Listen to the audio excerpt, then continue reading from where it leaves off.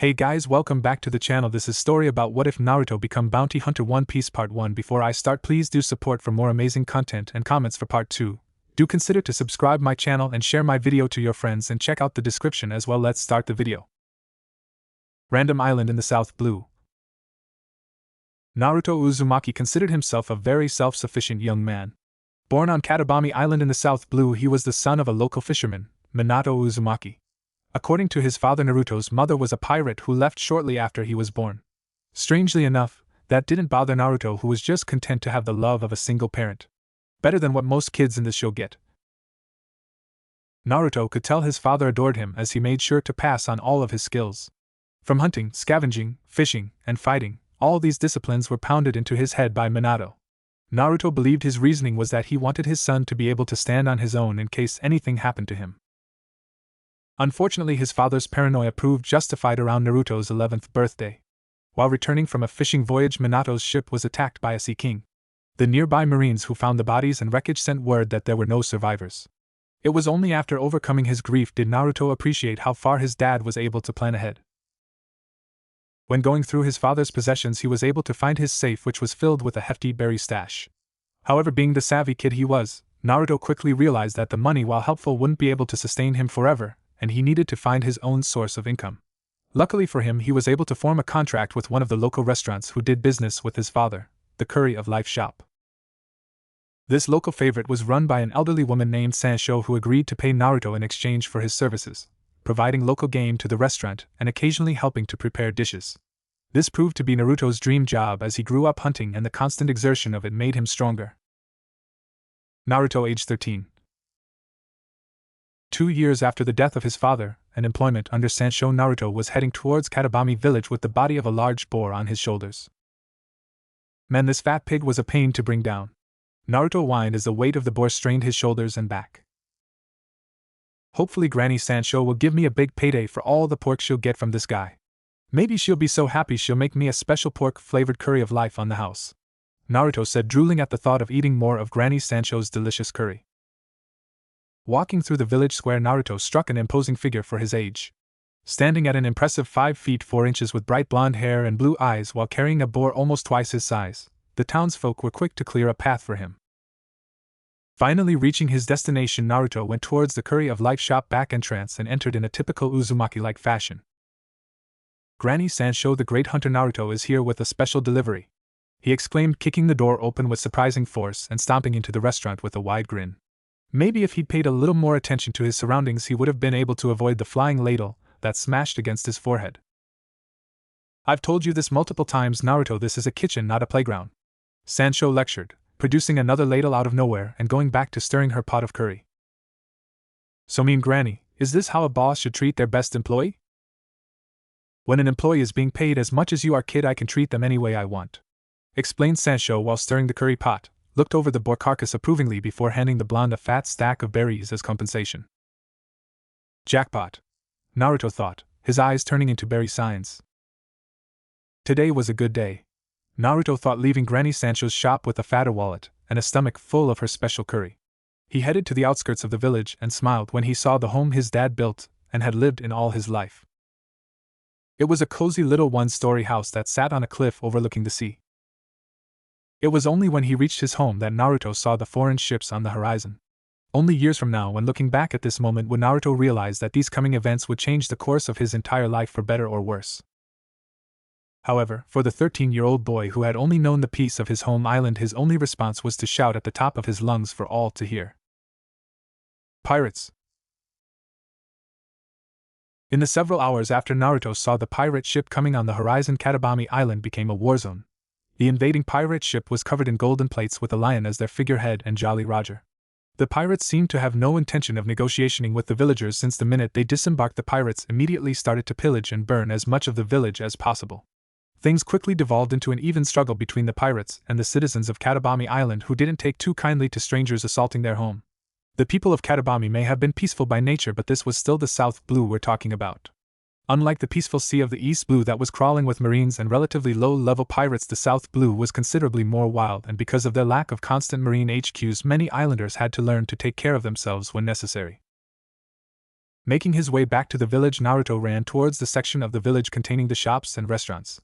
After checking the Curry of Life shop and seeing that Granny Sancho was smart enough to evacuate with the majority of the civilians, Naruto decided to join the men and other fighting civilians against the invading pirates.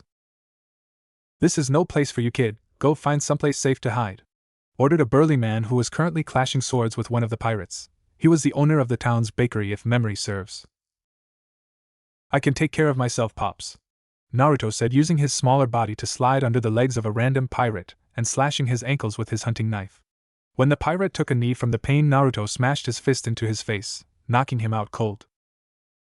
"Fine, kid, but be careful and try not to get yourself killed," warned the baker before he broke the clash with his enemy and gutted the pirate with his sword. Shaking his head in conformation, Naruto proceeded to enter the fray, taking the baker's words to heart and using surprise attacks in order to incapacitate a dozen of the weaker pirates. However, this shift in favor of the people of Katabami was cut short the minute the blonde heard the scream of an attack. "Voice missile!" yelled an older masculine voice before a blue beam blasted through a building down the street from our favorite Uzumaki. The person walking through the rubble of the destroyed building was a fairly tall, dark-skinned, red-haired man in golden armor that resembled a cat and was surrounded by the unmoving bodies of several Katabami villagers. "What is taking you guys so long to defeat these weaklings? Our job is to burn this town and take all its gold, remember?" yelled the pirate, obviously the captain of this crew. "Yes, Captain Drago." His men barked back, fighting the townsfolk with renewed vigor in order to avoid their captain's wrath. El Drago POV.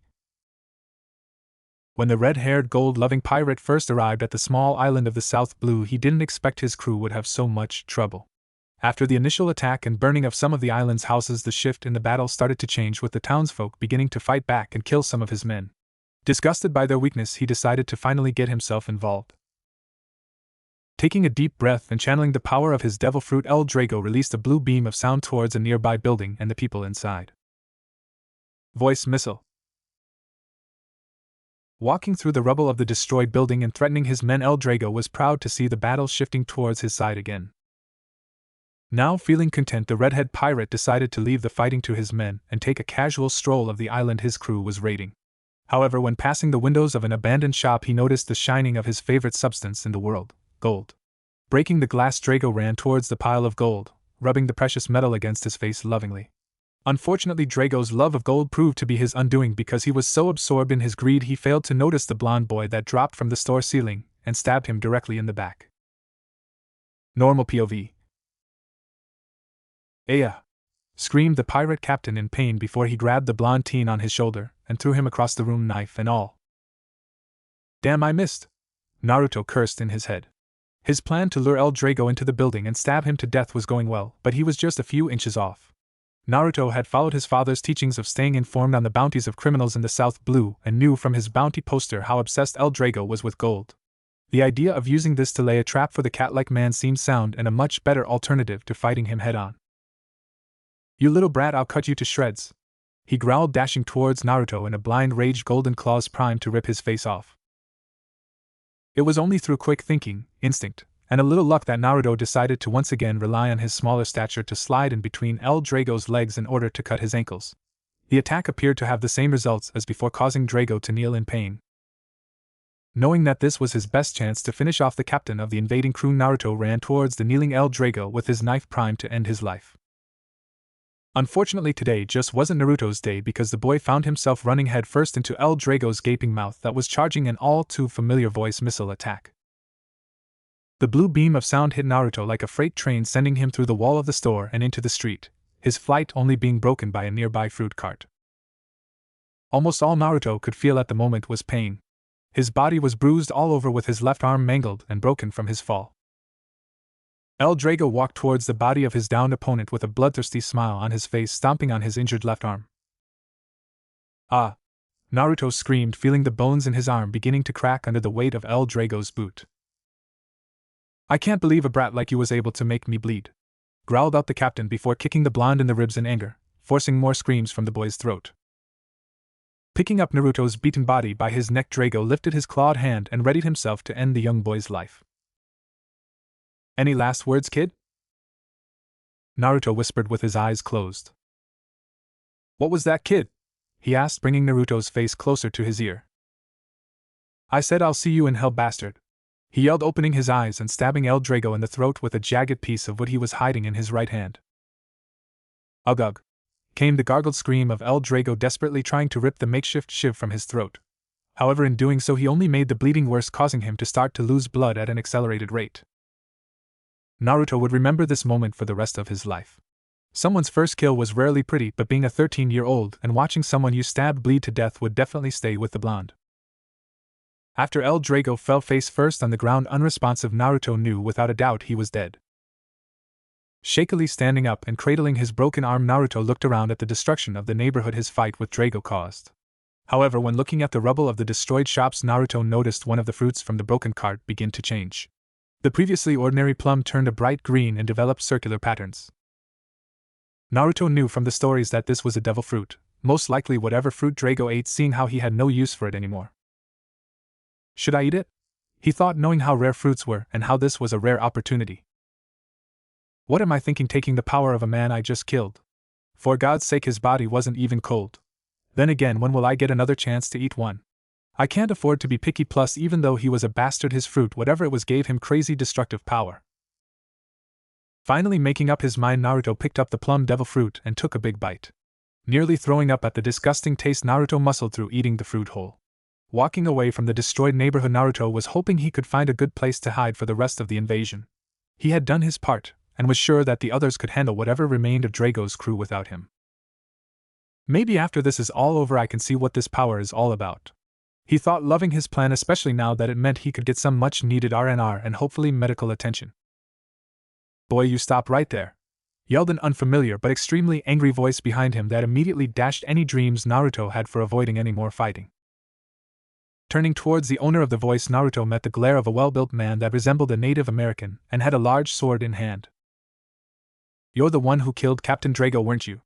The man asked, putting two and two together after seeing El Drago's unmoving body and Naruto's shaggy blood-stained appearance. Not seeing a point in lying now, seeing he was caught literally red-handed, he decided to just be honest. Yeah, it was me. What are you gonna do about it? You guys chose to attack my home, so you'll find no mercy from me, he threatened, mustering up all his confidence in the hopes he'd just take the body of his deceased captain and go. You little shit, you just ruined my payday. Golis the mercenary always gets paid, so now I'll have to kill you and take my salary from your little town, threatened the now named Golis, who charged at Naruto with his massive sword, intent on cutting the boy in half with an overhead slice. Knowing that he was in no condition to dodge, Naruto desperately tried to draw in the power of his devil fruit to save himself.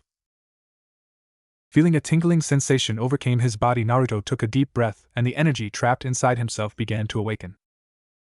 Voice missile, he screamed with all his might, releasing a beam of sonic force at Golis. Unlike El Drago, his beam was a deep red and trumped the size of Drago's almost 3 times over. Once his attack was released, Naruto fell on all fours and began throwing up blood. His throat muscles were raw. Obviously not being able to withstand the full force of his fruit's power yet took a toll on him. When he finished puking, Naruto lifted his head and went wide-eyed, seeing the destruction he caused. A shoulder-width trench was now cut into the street and seemed to go on for 3 blocks, with Golis' slightly charred and unmoving body at the end of it. Every window for each shop also seemed to have broken due to the power of Naruto's powerful voice.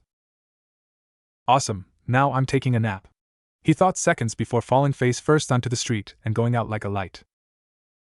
Hours after the deaths of El Drago and Golis, the remaining members of his crew were being rounded up in the town square, while our blonde-haired protagonist was on a bench being bandaged up by Granny Sancho alongside the rest of the injured. "Ow, Granny, the brace is too tight. Are you trying to kill me?" croaked the Uzumaki, his voice still sore from using the overpowered voice missile. Knowing that she couldn't in good conscience hit the injured boy, Sancho settled with giving him a heated glare. "And I told you, Nara, that the brace needs to be firm so that your arm heals correctly. If you have so much of a problem with my methods, I'm sure the baker could just cut it off and save you all this headache," she stated, knowing the threat of amputation would be enough to stop his complaining.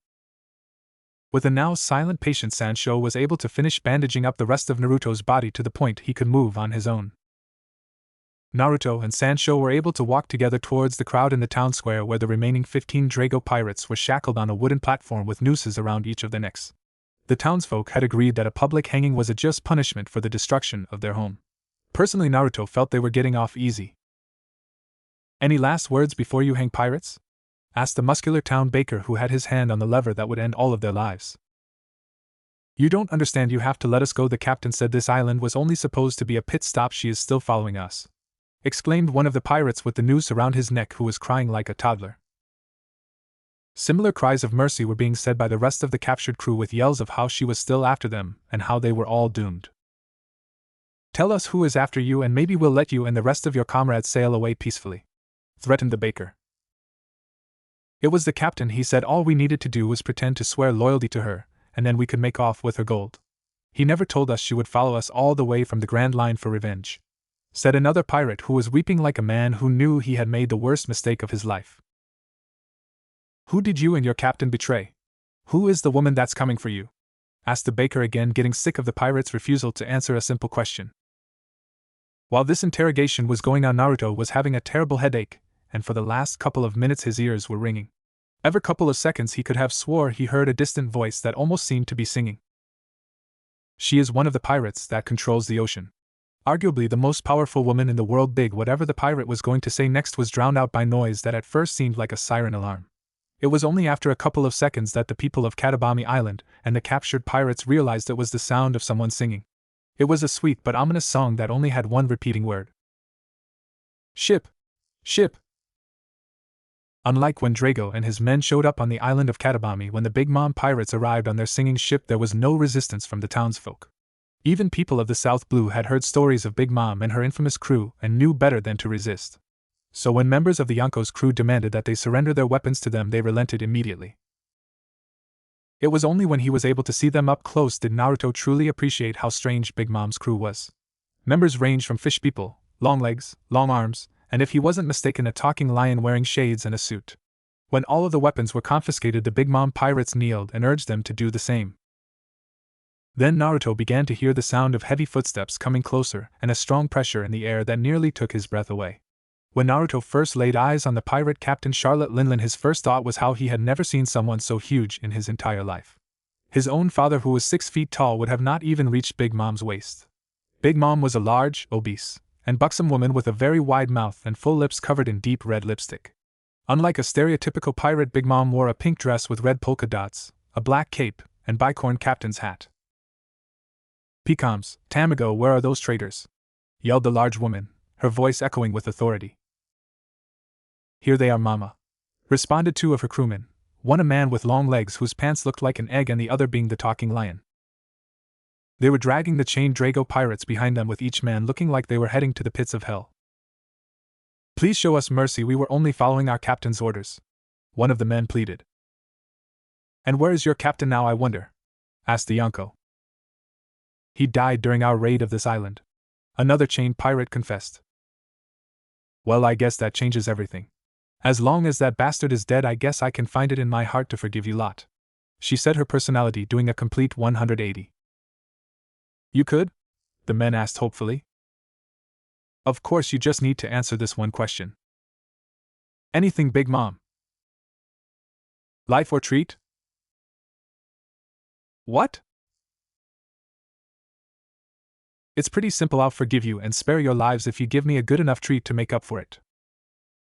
We don't have any treats, but we do have lots of gold on our ship, stated one of the pirates, hoping for some form of compromise. The minute those words left the pirate's mouth, the unseen pressure from before returned, but with even more force. It was so strong that weaker townsfolk and children began to pass out. The captured pirates also began to release a strange cloud-like substance from their bodies.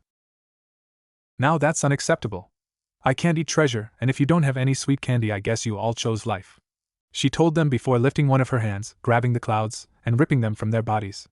After the clouds were severed, the men dropped to the ground like puppets with their strings cut, the life completely drained from their eyes. With the trash disposed of, Charlotte Linlin turned to address the townspeople. Okay, now that those pests are handled, I want to know which of you killed El Drago. At this point, Naruto was sweating bullets. If Big Mom's reputation as a Yonko wasn't enough to scare him, then her recent display of power definitely was.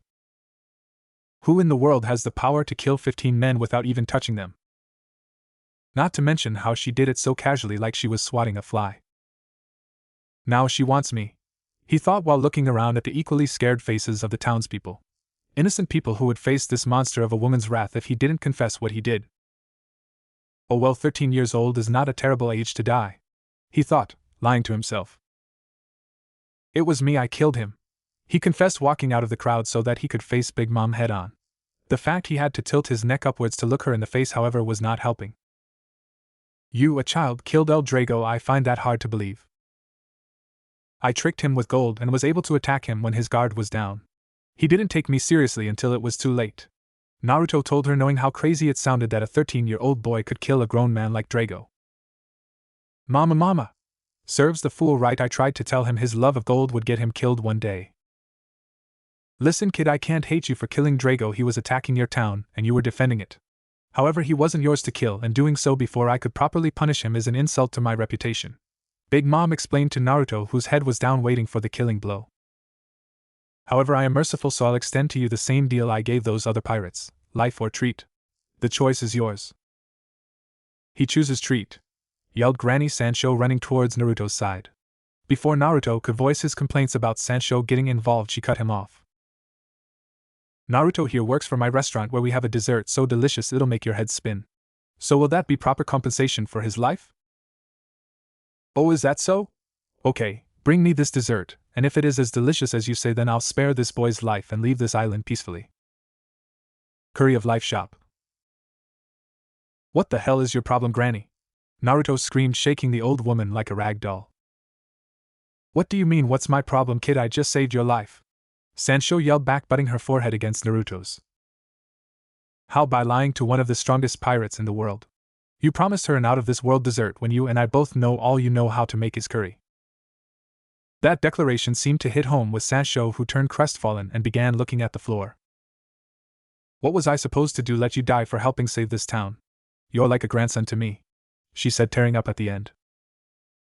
Nice going, Naruto. You just spit in the face of the closest person you have to family left. All she wanted to do was stop someone she cares about from throwing their life away, and I yell at her for it. He thought, hating himself for being so dumb. I'm sorry, Granny Sancho. I appreciate what you did for me. I just didn't want you or anyone else getting involved. Don't worry, we'll find a way to get out of this. You are one of the greatest chefs in the world, and if you can make a dessert half as amazing as your curry, then we'll be fine, Naruto said, wrapping the old women in a hug in order to calm both of their worries. Thank you, Naruto-chan, I needed that. Now let's get cooking, she exclaimed, putting on her chef's hat in preparation. They had a dessert of a lifetime to make, and they couldn't afford to fail. 4 hours later. It took the help of 5 of Big Mom's men in order to carry the giant bowl of dessert from the Curry of Life shop to town square, where the impatient Yonko was waiting. Naruto approached her with as much courage as he could muster. Thank you for waiting. Now I present to you Granny Sancho's signature dessert, the Sundae of Life Special, he exclaimed as he pointed to the bowl containing the monster of a sundae. The mountain of ice cream that got Big Mom drooling was a mixture of light green and dark red, covered in chocolate sauce, whipped cream, and a gigantic spoon to top it off. It looks promising, she told them before grabbing the big spoon and taking her first bite of sundae. Sancho was watching her facial expressions, praying she would like the dish. Naruto, however, was charging a voice missile attack in case she didn't like it, and he could at least get in a cheap shot before he was killed. It's so ah! Big Mom yelled as her mouth alternated between releasing streams of fire and cold wind, almost as if she was some form of elemental dragon. Mama! Yelled her crew in concern, readying their weapons to kill the brat, an old bag they believed had poisoned their leader, while Naruto was seconds away from releasing his sound attack before Big Mom's face morphed from one of pain and agony to extreme pleasure. It's so amazing! She finished with a yell, a big smile nearly splitting her face in two. In the blink of an eye, she continued to shovel mouthfuls of Sancho's special sundae until not a drop was left.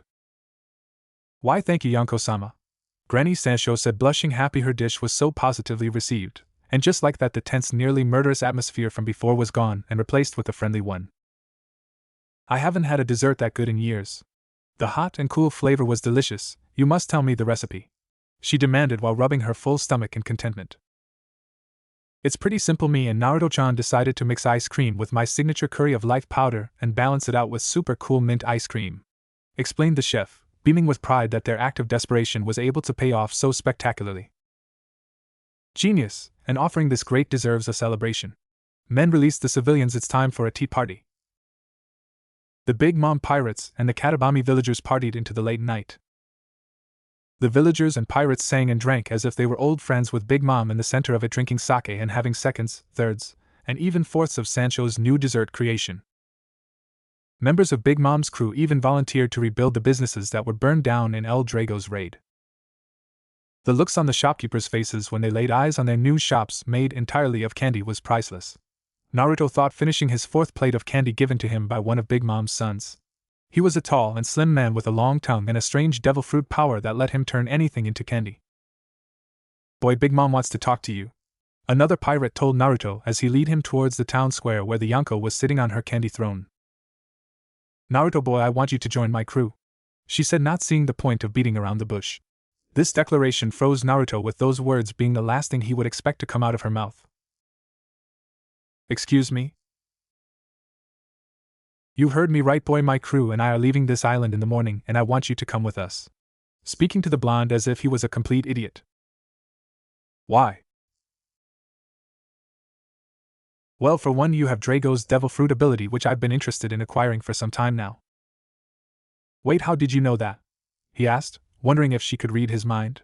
He had been careful to avoid the topic of the devil fruit when describing Drago's death in order to have some form of a trump card in case things turned bad. She knew the whole time. How? He was racking his brain for any mistakes he made in his story. "Don't worry about it, kid. I can't read your mind or anything. I didn't know you'd acquired his powers until you thought of attacking me when I was trying your boss's lovely dessert," she said casually, like she was talking about the weather and not a possible threat on her life. "Wait, how did you?" "Intuition, my boy. You don't get to be a pirate for as long as I have without being able to detect attacks a mile away," explained Lin, telling him a half-truth since she didn't expect a 13-year-old to understand the complexities of hockey. "Oh, okay. So how about it, Naruto? Do you want to travel the seas free under my banner or not?" she asked while extending her large hand to the blonde 13-year-old. He stared at her hand for what felt like hours. Was this really happening to him? In one day he had killed a man, eaten a devil fruit, met a Yonko, and now that same Yonko was asking him to join her crew. He knew this wasn't a decision he could make lightly. If he agreed and joined Big Mom, he knew he'd likely never see Katabami Island again, and that would mean no more Granny Sancho. I could always ask her to come with me, he thought lamely, knowing that would never happen. Sancho had been born on this island, and he knew better than anyone how heartbroken she'd be if she had to leave it and her shop behind. Naruto, however, couldn't relate. While he did carry a certain fondness for the island of his birth, but other than his pseudo-grandmother, he had nothing keeping him here. His father, God rest his soul, was long dead, and he never really connected with any of the kids his own age. While they dreamed of taking over their parents' shops or becoming poets, he'd always dreamed of a life of excitement and travel on the open sea somewhere. "I'll never get a chance like this again. I can't pass this up," Naruto thought as he grabbed Charlotte Linglin's huge hand and shook it while giving her his signature Uzumaki smile. "Yes, I'd love to sail under you, Captain. I mean, Mom." 4 years later, location: Seducing Woods on Whole Cake Island. "Come on, Naru, why don't you want to play hide-and-seek with me?" asked a 9-year-old girl with light hair and pigtails who was giving a cute glare to the older blonde. "We've been over this. Pudding, my job is to be your guardian, not your playmate," exclaimed the blonde for what felt like the umpteenth time. The 4 years spent under Big Mom proved good to Naruto, who now at the age of 17 stood at 6 feet 2 inches with a good amount of muscle on him. Much to his displeasure, he was forced by Tamago to wear a black suit highlighted with Big Mom's favorite color, pink. It was only through kicking and screaming on his part that he wasn't required to wear that damn tie to go with it. "Come on, just one game won't kill you, would it? I promise not to tell Mama," she begged while giving him her best puppy dog eyes. "Yeah, one game won't kill me, but if I take my eyes off you for 1 second and you get hurt, your mom definitely will. Remember what happened last time?" Naruto said, pointing to the 3 horizontal scars on both his cheeks. He got those last year when Pudding wandered off and decided to try and make friends with a wild tiger that wanted to make her its lunch. "It was an accident. I thought it was friendly," she said lamely, looking at her feet in shame. Naruto affectionately rubbed her head, not wanting to make the younger girl sad. "I know you did. I just need you to understand that it's my job to look after you, and I really don't want you to get hurt, Pudding," he said in order to try and lighten her spirits. Charlotte Pudding still looked down sadly, hating that memory and the fact her foolishness had gotten Naruto hurt. Even though he said differently, Naruto for years now had been a constant playmate and companion for her and a lot of the younger Charlotte children close to his age. Come on, putting enough moping, how about we have a race to see who can make it to the end of the forest faster? He suggested as he gave himself an early start while keeping Pudding within looking distance. Hey, that's cheating. The 9-year-old whined, running at top speed in order to catch up, which Naruto easily let her do. He made sure the race was neck and neck until they passed one of the many seducing wood bridges and a large creature burst through the water with a roar. Eek! Screamed Pudding as she hid behind Naruto for protection, who for some reason had a blank expression on his face. Hello, Praline, what is it? Asked the blonde in a monotone voice to the creature that revealed itself to be a female mermaid. Oh, Naruto, you're no fun, pouted the now named Praline. Charlotte Praline was Big Mom's 29th daughter and a hammerhead shark mermaid. Big sis, why can't you ever say hello like a normal person? Pudding whined, sick of her older sister's explosive entrances always scaring her half to death. It's in my nature, little sister, and I have to make sure your little bodyguard is on his toes. I would hate for you to get hurt because Blondie over here was getting lazy, she teased, hoping to get a rise out of her or Naruto. Naruto isn't lazy. He's a great guardian and would never let me get hurt, Pudding said hotly. If there was one thing Pudding was sure enough to bet her life on, it was Naruto's willingness to put his own well-being on the line to protect any member of the Charlotte family. Calm down, Pudding, I was only playing, Praline joked, always loving being able to get underneath her baby sister's skin. Anyway, Praline, is there a reason you're here? Naruto asked, interrupting their sisterly banter. Oh yeah, I almost forgot. Peckham's, Tamago, and Brule are preparing for an ingredient hunt, and they asked for you personally.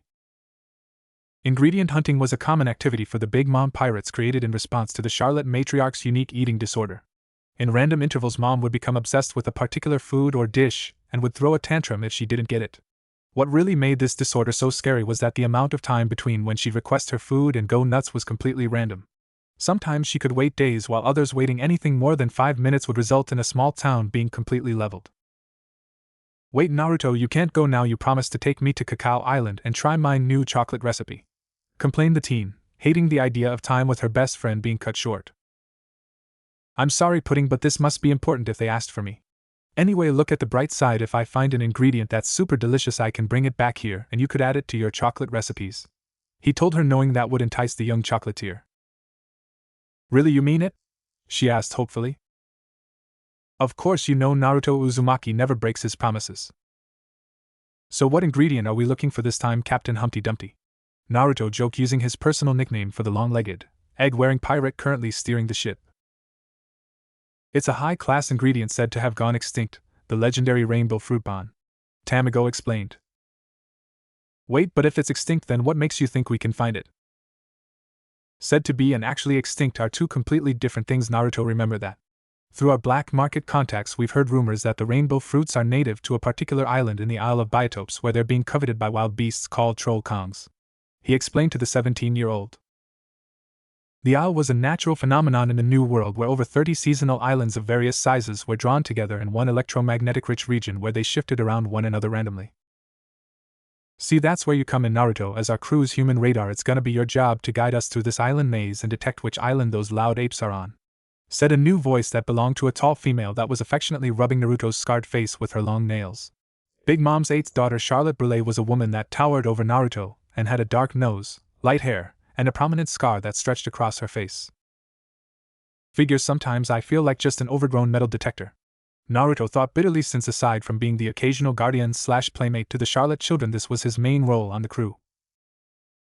You see, ever since he stepped foot on her ship, Big Mom had been pushing Naruto to unlock the hidden potential of his fruit. The process was slow going, seeing how the first year of having it all he could do was vaguely hear things yards away and launch sound beams that tended to hurt his vocal cords when used too often. Now he could detect enemies over 200 miles away and get a rough number of how many there were, putting all observation hockey user under Big Mom's banner to shame. He learned to do this by training himself to be able to release continuous harmless sound waves that bounced sonographic images in his head. It was a technique he liked to call echolocation, echo map, he yelled as he released several bursts of sound that reflected off the sea and formed a grid-like mental map of the ocean around him. Following his directions to the letter, Naruto and the rest of the rainbow fruit search party landed onto a summer forest-covered island that they were positive had the rainbow fruit they were seeking. The small retrieval party of Naruto, Tamago, Brule, Peckham's, and about 10 other Big Mom pirates had disembarked and were treading through the island's forest when Naruto stopped mid-step. What is it, Naruto gal? Picams asked with his signature verbal quirk. Everyone scatter! Yelled the blonde, causing the group of just over a dozen pirates to immediately jump away from their current spot. Their trust in the Uzumaki's words of warning proved justified when the forest path they were just taking erupted in a fiery explosion that would have blown them sky high. It only took a minute for the small party to find themselves surrounded by their would-be killers, a large number of men wearing black suits that were armed to the teeth. Big Mom Pirates, that was a warning shot. This is your last chance to leave this place peacefully. This island has just been discovered by Cypher Pole 8, and by extinction is property of the Celestial Dragons and world government, yelled the leader of the division, a tall man with dark black hair wearing a fancy all-white business suit that seemed to scream the fact he was a cocky asshole. Bullshit. Naruto thought, knowing that without his devil fruit enhanced hearing that attack would have killed them. Cypher Pole 8, I've heard of you bunch. Your cell in particular is known for being the personal servants to the Celestial Dragons. How sad. Is that the reason you fools are here, to take the rainbow fruit to your owners? Brule asked in a condescending voice, just having to look into the Cypher Commander's eyes to see she was right on the money. How dare you! The 8th Cypher Pole are the respected personal guards to the world nobles. Not like I expect filthy pirates like yourselves to understand. Men, kill them all, ordered the now red-faced captain confidently, thinking his large force of 100 trained CP8 agents would be enough to take on the inferior pirate force. Voice missile! Naruto screamed, blasting away another 5 CP8 agents that were replaced with another 6. This is such a waste of time, they keep on coming, complained Charlotte Brule, who was as untouched as she was when the battle started. Her mirror powers reflected all attacks against her back towards their users. Agreed, Bon, added Tamago as he used his enormous legs to kick away agents like soccer balls, and any one of them who got too close met the end of his cane. These guys are just fodder, they're trying to stall us in order to swipe the fruit from under us, Gao. Picams growled, sending another CP8 agent flying with a powerful blow to the ribs. Hey guys, I got a plan, why don't we play some games? Naruto offered while dodging a clumsy punch from another CP agent and knocking him unconscious with a strong right hook. The 3 veteran pirates seemed to understand what he meant if the smiles on their face were any indication. With no words needing to be spoken between them, Picams ran towards Tamago while shifting into his closed-shell turtle form. Tamago threw back one of his long legs and kicked Picams' shell like a soccer ball, aiming him at the unsuspecting CP8 agents. Torture de football, French translation, turtle soccer shot. While Picam's body was clearing a path of fallen bodies, Naruto ran into the mirror Brule created in her outstretched hands. Taking a stance, she flung the hand-sized mirror containing the Uzumaki with all her might, sending the blonde through the previously cleared path of agents and deeper into the island's forest. Mirror, mirror, flying disc. Naruto flew through the forest for what felt like minutes until the mirror he was inside of shattered, setting him free, but also making him fall to the ground face first. Ugh, I'll never get used to that move, he complained, rubbing the dirt off his face and using a quick echo map to find out which part of the forest Brule threw him into. Okay, I'm in the northwest section of the biotope, and to the east of here there is a large pack of creatures surrounded a tree of some kind. That must be the Troll Kong colony, and the tree they're guarding must be the one that grows the Ranabo fruits, thought Naruto as he made his way towards the eastern part of the island where his prize waited. Just get in and out and this mission is over. Naruto was confident that with his powers guiding him he could avoid the Kongs altogether. What could possibly go wrong? 30 minutes later. Okay, everything could go wrong. Naruto screamed, dodging another boulder thrown at him by a Troll Kong, a 4-armed gorilla-like beast 15 feet tall with green fur and pink skin. Note to self: a Troll Kong's sense of smell beats out super hearing every day of the week. Mentally, he was kicking himself for overestimated his own abilities and getting himself in this mess in the first place. Naruto jumped, putting himself right into the one of the Troll Kong's faces before delivering his counterattack. Voice burst! Screamed the young pirate as he released a sonic blast similar to voice missile but with a much wider diameter that covered the Troll King's entire body with red sonic energy. Not even having to look at the fried corpse of the beast he had just slain, Naruto continued running further up the large cliff where he could see the tree that held the multicolored fruit he wanted. I've got to get these guys off my back, otherwise they'll have me surrounded. I got it, weak point voice, he screamed, releasing a high-pitched wail that seemed to agitated the pursuing Troll Kongs enough to force them to hold their ears and flee. Yes, you better run, you overgrown chimps. Naruto Uzumaki is always prepared. Naruto gloated, making faces at the retreating Troll Kongs and approaching the rainbow fruit tree. Now all I have to do is cut down a few of these bad boys and bring them back to the gang and get off this shitty island. They should be finished handling those CP8 goons by now. Oh come on, Naruto thought before jumping back to avoid the attack that he knew was coming. Rankyaka? Storm leg! Yelled an unknown voice before a blue blade of air carved a groove into the ground where Naruto once stood. That's far enough, Brad. I can't deny that devil fruit power was useful for getting rid of all those apes, but those fruits still belonged to CP8. Said a man who through closer inspection Naruto realized was the white suit wearing commander of CP8 along with 4 of his other men. With the numerous cuts and bruises they had covering their bodies and the bloodstains visible on all their clothes, Naruto could safely assume the battle between them and his nakama didn't end in their favor. Let me guess, your guys were getting crushed by my friends, and you, being the brave leader and loyal lapdogs you are, abandoned your other comrades and followed me so you guys could steal the fruit and sail away like cowards. It was a tactical retreat, you little shit! Yelled one of the CP8 agents angrily, not being able to stand being talked down to by a boy not even in his 20s. I don't expect a snot-nosed kid like you to understand cipher pole tactics. Call us whatever you want, it still won't change the fact you're going to die here, and we're taking the rainbow fruit for ourselves. Threatened the cipher commander, who drew an ornate cutlass from his hip, while his underlings drew their own weapons. They then used Sora to surround Naruto and kill him with a group attack. If there is one thing in this world I can't stand, it's overconfident people like these guys. Naruto thought, taking in a humongous breath that made his chest swell to epic proportions. Don't ever get cocky, he yelled, releasing an unbelievably loud scream that blasted in all directions. Voice bazooka. 3 cheers for Naruto for acquiring the rainbow fruit. Gao, said Picams, raising his mug of liquor in celebration, followed by the cheering of the pirate partygoers. The blonde himself was the center of the celebrations, despite the fact his once clean suit was now in shreds and he had light bruises covering his body. That CP8 commander threw a hell of a right hook, Naruto thought, sipping his mug of alcohol to dull the slight pain in his jaw from his fight against men from the 8th cipher pole.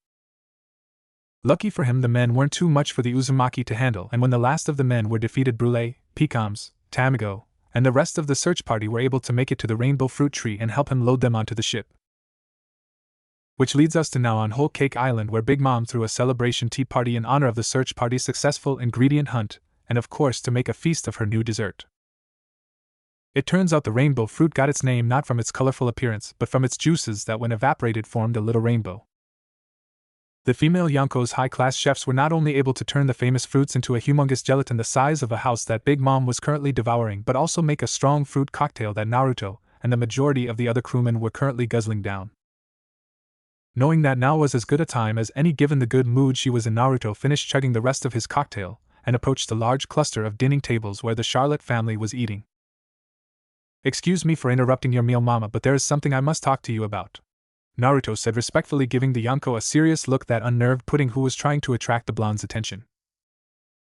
What is it, Naraboy? Asked Big Mom, half listening, more concerned with the delicious gelatin in front of her. Mom, I've been a part of your crew for 4 years now, and... Has it been that long? It just seems like yesterday that you were a 13-year-old kid in the South Blue, she said, cutting him off, reminiscing fondly while still eating her dessert. I know, and I never would have gotten this far without you. Which is why it pains me to ask you this, but I want to. Stop right there, I know where this is going. You've done much for not only this crew but my family, Naruto, so my answer is yes. Yes? Questioned the blonde, not knowing that Big Mom would be so understanding with his request. Of course, you and Pudding's wedding can take place next month, stated the Yonko, causing surprised looks to appear on everyone within hearing distance faces and making Pudding blush with embarrassment. What? I don't want to marry Pudding, he protested, slightly disgusted at the thought of marrying someone half his age. Oh, so would you rather marry Praline? I never would have guessed you had a thing for mermaids, Naruto, Big Mom said with a laugh. No, I don't want to marry any of your daughters, Captain, he told her with his face burning red. Oh, so what do you want, Treasure, because you can talk to Peckham's and Tamago about increasing your cut, she said nonchalantly, pointing towards the 2 pirates' general direction while still eating her gelatin.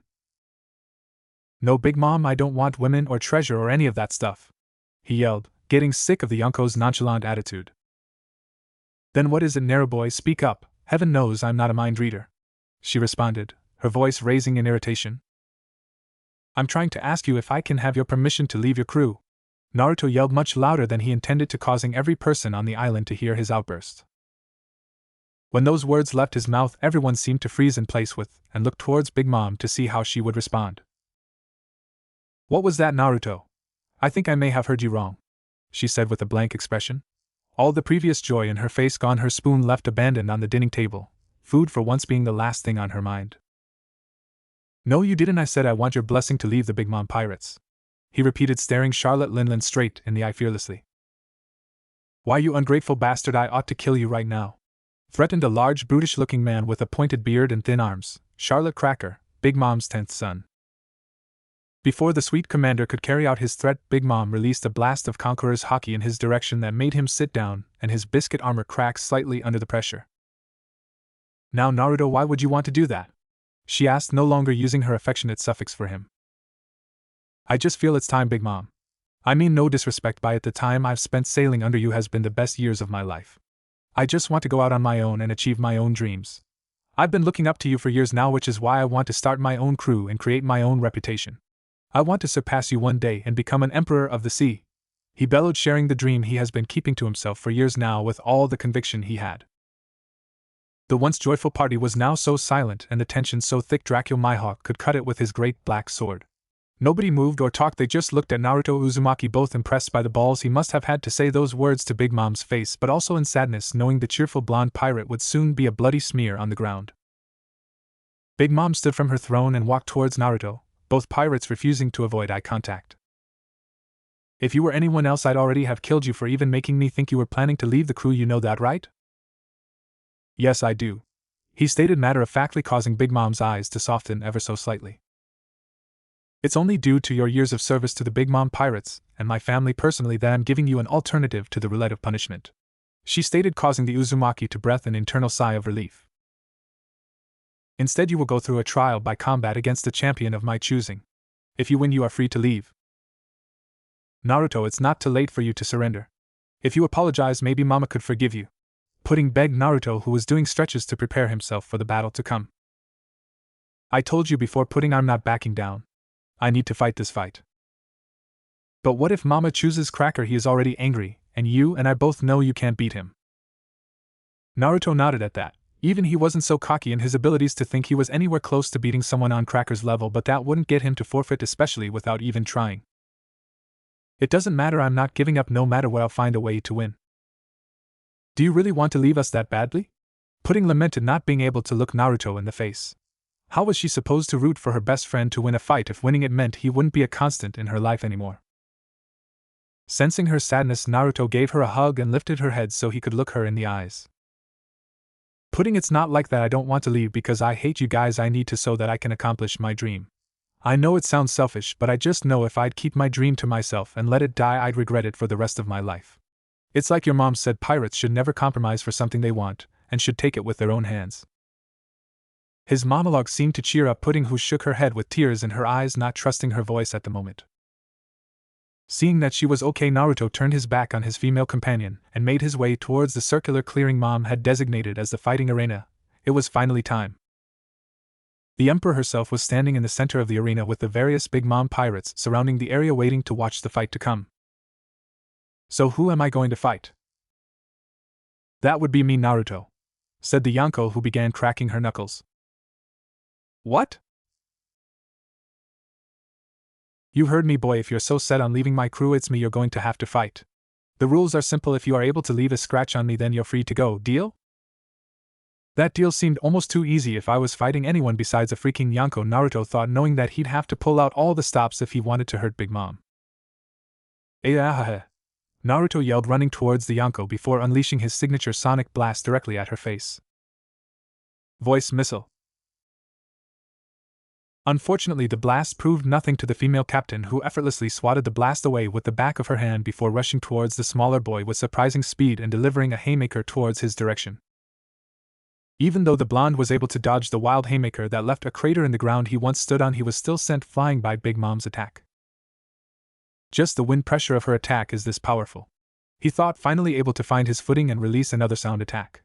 This time he released a series of smaller sound bullets from his mouth that peppered the Yonko in a series of smaller explosions. Machine gun voice. When the smoke cleared, Big Mom was no worse for wear. His attack did little but get her clothes dirty from the dirt it kicked up. Is that the best you have, boy? I'm almost disappointed. He taunted the Yonko, who was immediately confused by the smirk that appeared on Naruto's face. No, that wasn't my best, that is, he said, pointing to the cloud-like ball of energy that was hovering over Big Mom's head. When I first yelled at the start of this fight, I was actually releasing a cloud of sound above you. My voice echoes inside the cloud, reverberated and amplifying inside. Now my voice will strike down like lightning from the sky. Thunder voice. The cloud of noise burst, releasing thunderbolt-like blasts of sound that struck the female captain from above, kicking up a tremendous amount of dust. Naruto was breathing hard on all fours, exhausted from the strain of using his most powerful sound attack, showing on his sweat-covered face. That was a good effort, Naruto. If I was anybody else, that attack might have wounded me, said the feminine voice of Big Mom, who was standing in the exact same spot as before, the only difference being her outstretched palm. She blocked it. She used her palm as a lightning rod and withstood the force of my thunder voice with just the palm of her hand. This realization almost broke Naruto's will to fight. Naruto could only smile at the absurdity of his captain. In the bizarre seas of the Grand Line and New World, she truly was a monster amongst monsters. What could he do to hurt her now? He just used up his ace in the whole technique, and judging by the pain in his throat, he knew he wouldn't be doing any more voice attacks for a while. Desperately, Naruto reached into the waistband of his destroyed suit and pulled out his butterfly knife, a present from Pudding that he rarely used, but now he couldn't be happier to have. Drawing in whatever voice power he had left, Naruto covered the blade of the butterfly knife in a bubble of high-frequency sound waves that caused the blade to hum with power. Soprano voice cut, he yelled, appearing in front of Big Mom in an impressive burst of speed and trying to cut her down. Like the thunder voice before it, Big Mom blocked the sound-enhanced knife with the palm of her left hand, the grinding friction of her blade against her inhuman skin hurting his ears. Having enough of this farce of a fight, Mom retaliated with an open palm slap with her right. This blow caused Naruto to fly from the center of the arena all the way to the outer edge, with his body almost crashing into the spectators. He was unconscious before he hit the ground. Naruto woke up with a killer headache alongside a terrible pain on his bandaged chest. What happened? He thought, groggy, looking around, noticing that he was in a room of a ship. Wait, I remember now, I was fighting Big Mom and I lost. He remembered as he made his way towards the door leading to the main deck, wondering what was going on. He had to squint when he opened the door, his eyes not yet adjusting to the sunlight. Feeling better, Naruto-ban? Tamago asked, gesturing towards the seat for the table on the deck while brewing Naruto a cup of tea. Not really, Tamago. Can you please tell me what happened after I got knocked out? Big Mom beat me, so what am I doing on this ship? Did she send you guys on a ship with me so you could kill me quietly without anybody knowing? He rambled, firing off question after question at the French long-legged tribesman. Calm down, Naruto-ban. If you take a breath, I will explain everything, he told the blonde, handing him the pink cup of tea, which he drank quickly. Okay, I'm sorry, please tell me. For starters, your fight wasn't a loss, Naruto-ban. While Mama did knock you out, your last attack was able to slightly cut her hand, which made you a free man, Tamago explained, holding up his hand to stop Naruto from interrupting. Mama, seeing you had succeeded, was angry at first, but then laughed, saying a deal was a deal, and ordered me and some other men to heal you and take you from Whole Cake Island. She also wanted me to give you this. He finished, handing Naruto a scroll with Big Mom's signature Jolly Roger seal. Opening it, Naruto read the contents of the letter. Dear Naruto, don't for a second think I've forgiven you for leaving my crew. It's only due to my honor as a businesswoman that I decided not to go back on our agreement and let you go out on your own. From this moment on, you're no longer a part of the Big Mom Pirates, so don't come calling me with your tail between your legs if you get in trouble, got it? Because of your stupid rebellious nature, now it looks like I'm going to have to find another guardian for my younger children. Ashamed, for some reason my idiot kids formed a liking to you. Hell, Pudding wouldn't stop blubbering when she thought my little love tap killed you. Anyway, try to keep your nose clean on the Grand Line, kid. Not all the pirates out there are as forgiving when it comes to being slighted as I am. Good luck, brat. Sincerely, Charlotte Linlin, aka Big Mom. P.S. I left you a special going away present on your chest just so you never forget where you came from. Naruto teared up slightly, removing the bandages around his chest and looking at his left pec muscle where Big Mom's signature lipstick skull Jolly Roger was placed. Right above the heart, where it should be. He lamented, proud that he had a mark to remember his times under the Yonko that changed his life so much. So Naruto, do you have anywhere special you want us to drop you off at? Gao asked Becomes. Yeah, I have an idea. South Blue, Karate Island. Are you sure this is the right place, Naruto-ban? Yeah, this island is famous in the South Blue for being a place where martial artists of all disciplines come to sharpen their skills. This place is perfect for me to train myself. As I am now, I know I wouldn't last long in the Grand Line, so I need to grow before I can think of starting off on my own. Whatever you say, Naruto will be watching you when you make your debut on the Grand Line. Gao, said Picams before him, and Tamago sailed off, leaving Naruto Uzumaki on the dock alone. Naruto stared at the ship as it disappeared into the sunset, while clenching his fists in motivation. Don't worry, I'll start my journey one day, and when I do I'll surpass all of you, Tamago, Peckhams, even you too, Mom. South Blue, Karate Island, 5 years later. Hi-ya! Naruto yelled, giving the tree in front of him a hard roundhouse kick that dented the tree and sent its leaves scattering to the floor. Now at 22 years old, our blonde protagonist now stood 6 feet 6 inches with his blonde hair slicked back while wearing loose shorts that had a tiger stripe design and a dark orange tank top. Not good enough. Try it again, but this time rotate your hips in order to build up more force, yelled an older man. Judging by his appearance, you could tell the man used to be a fighter. Standing at 7 feet 2 inches with a well-built frame, bald head, slight wrinkles, and an eye patch, this wasn't the type of old man you'd want to mess with. Yes, Sagat-sensei. 1. Naruto told his master before delivering another roundhouse kick towards the tree. Following his advice, Naruto's kick this time carried a lot more force. It was strong enough to not only make the tree split in half but uproot its very trunk. Taking a calming breath, Naruto turned towards his teacher before giving him a bow of respect. What do you think, master? My boy, I think you're ready. Old man Sagat stated, throwing his arm around his younger protege's shoulders and leading him out of the forest. I have truly found a worthy successor to my style in this kid. Sagat thought proudly, not believing his luck that he would ever find a student like Naruto. When the blonde 17-year-old was first dropped off on Karate Island, he knew he had to find a real master to train under. All his years traveling under Big Mom and his final fight against her had hammered into him his weaknesses in close-range combat. He searched for months for the right master and style he felt would suit him best, and almost gave up hope until he coincidentally ran across Sagat training. Even for a man in his 70s, Sagat was still the definition of a beast when it came to the martial art of Muay Thai. He seemed to personify the art of 8 limbs by destroying several training dummies with his fists, elbows, knees, and shin strikes. That display of power was more than enough to get Naruto hooked on learning Muay Thai, and through several weeks of begging, harsh training, and finally acceptance, Naruto Uzumaki had become the personal disciple of the man once known as the god of Muay Thai, Sagat.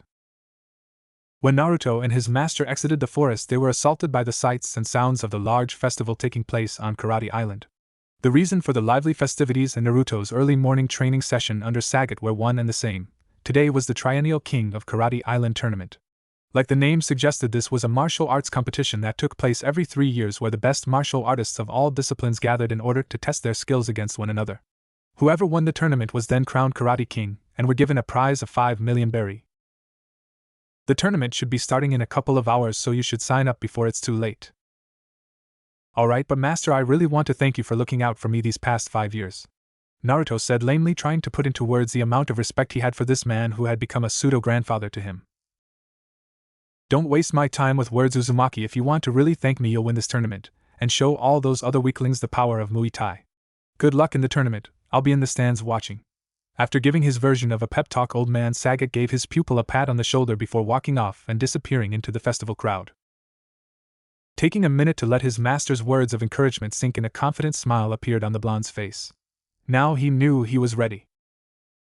Naruto passed through the festival crowd, making his way towards the sign-up station.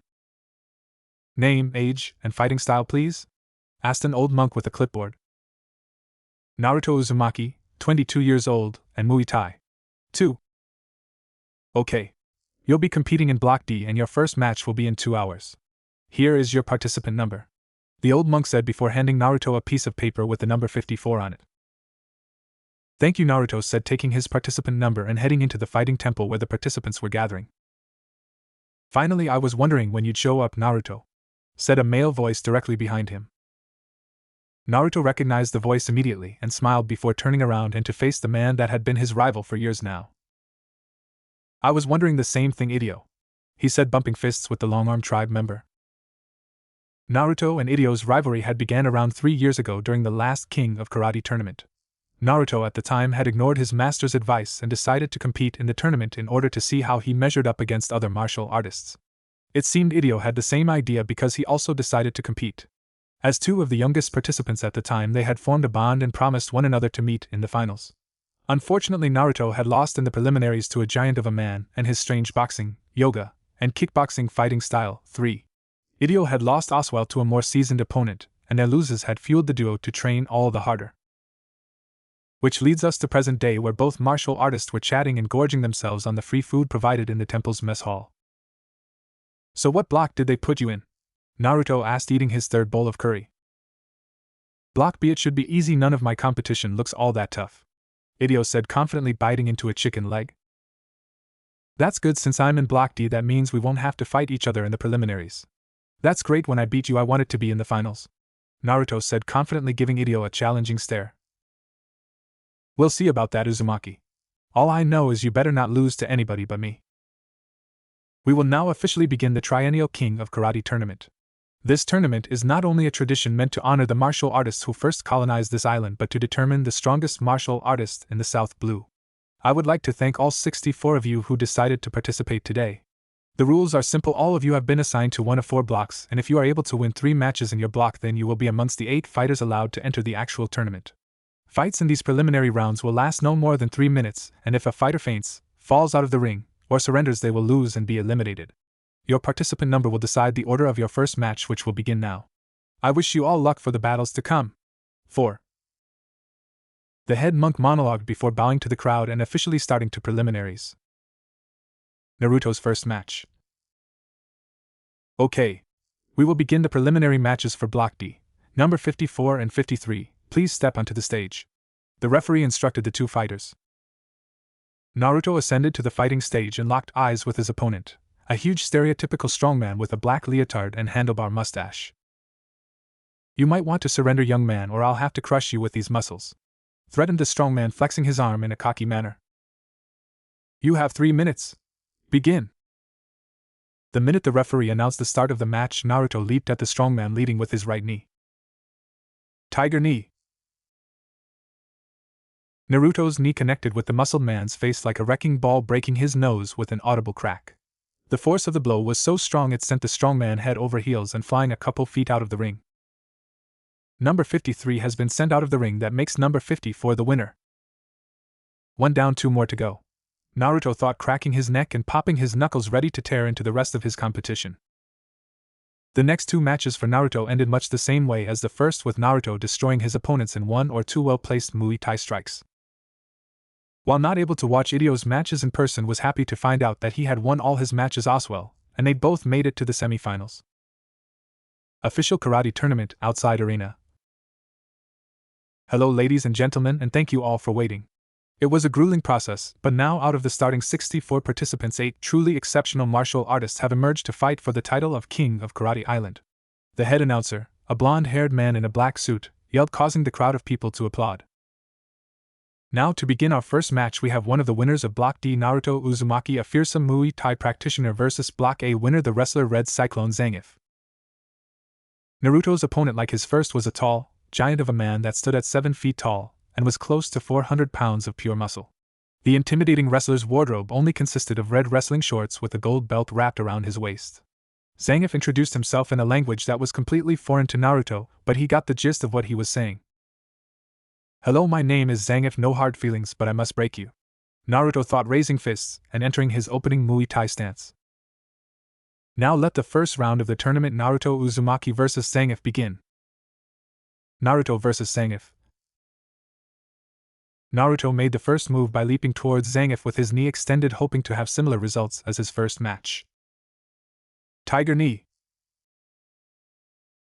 Zangief proved to be far more agile than you'd expect from a man of his size by performing a 2-step spin move that allowed him to dodge Naruto's knee attack and deliver an open palm strike towards his face. Banishing flat. The blow was powerful enough to send Naruto flying across the arena with blood flying from his mouth. He righted himself in midair and was able to land on his feet before he flew out the ring. While Naruto was recovering from the wrestler's slap, Zangief ran towards the downed Uzumaki, hoping he could quickly wrestle him into submission. When Zangief was in arm's length of Naruto, he surprised the wrestler by jumping into the air and executing a rising uppercut that struck him right in the chin. Tiger uppercut. The move struck Zangief with so much force that the red-clad wrestler was knocked off his feet. Sorry big guy, but you're done, Naruto thought, knowing from experience that a direct hit from his tiger uppercut would lead to an instant knockout. Unfortunately for our favorite blonde, Zangief was far from done, and he'd unintentionally fallen into his trap. While Naruto was still airborne due to his rising uppercut, Zangief was able to wrap his enormous arms around his waist. Sorry comrade, but this battle ends now. The bear of a man then proceeded to execute 2 German suplexes that smashed Naruto's head into the arena floor and finished the combo by jumping in the air with Naruto in his arms and doing a spinning piledriver. Final Atomic Buster. When the smoke cleared from Zangief's technique, the large wrestler emerged from the rubble unharmed while Naruto's body was buried in the ground headfirst. I can't believe it, folks. The Red Cyclone Zangief, in another brilliant show of wrestling, has literally buried his competition. If Naruto is unable to stand by the 10 count, this match will go to Zangief. 1, 2, 3, 4, 5, 6, 7. Aya. In an impressive display of strength and toughness, Naruto performed a kick-up that dislodged his head was from the concrete floor. The blonde Uzumaki surprisingly looked okay for a man who seconds before the crowd suspected of being dead. Other than some slight bruising on his face and a bloody mouth, he looked fine. Well, that sucked. My mouth was open when you made me taste concrete. I don't think I'll ever get the taste of it out of my mouth, Naruto joked before once again taking his Muay Thai stance. That move was supposed to finish you. I've used it to kill bears before. Zangief stammered, not understanding how one of his strongest moves could just be brushed off like that. I believe you, that attack was strong, but my sensei has been hitting me with blows worse than that for 5 years now. You'll have to do better than that if you want to beat me. Those words seemed to light a fire in the large wrestler, who gave Naruto a hard glare and entering into his own stance ready to continue the fight. Round 1 was done, and it definitely ended in Zangief's favor. However, the match was far from over. Naruto and Zangief found themselves in a struggle for dominance, with both martial artists performing a clinch with Naruto's hands on Zangief's shoulders and Zangief holding Naruto's forearms.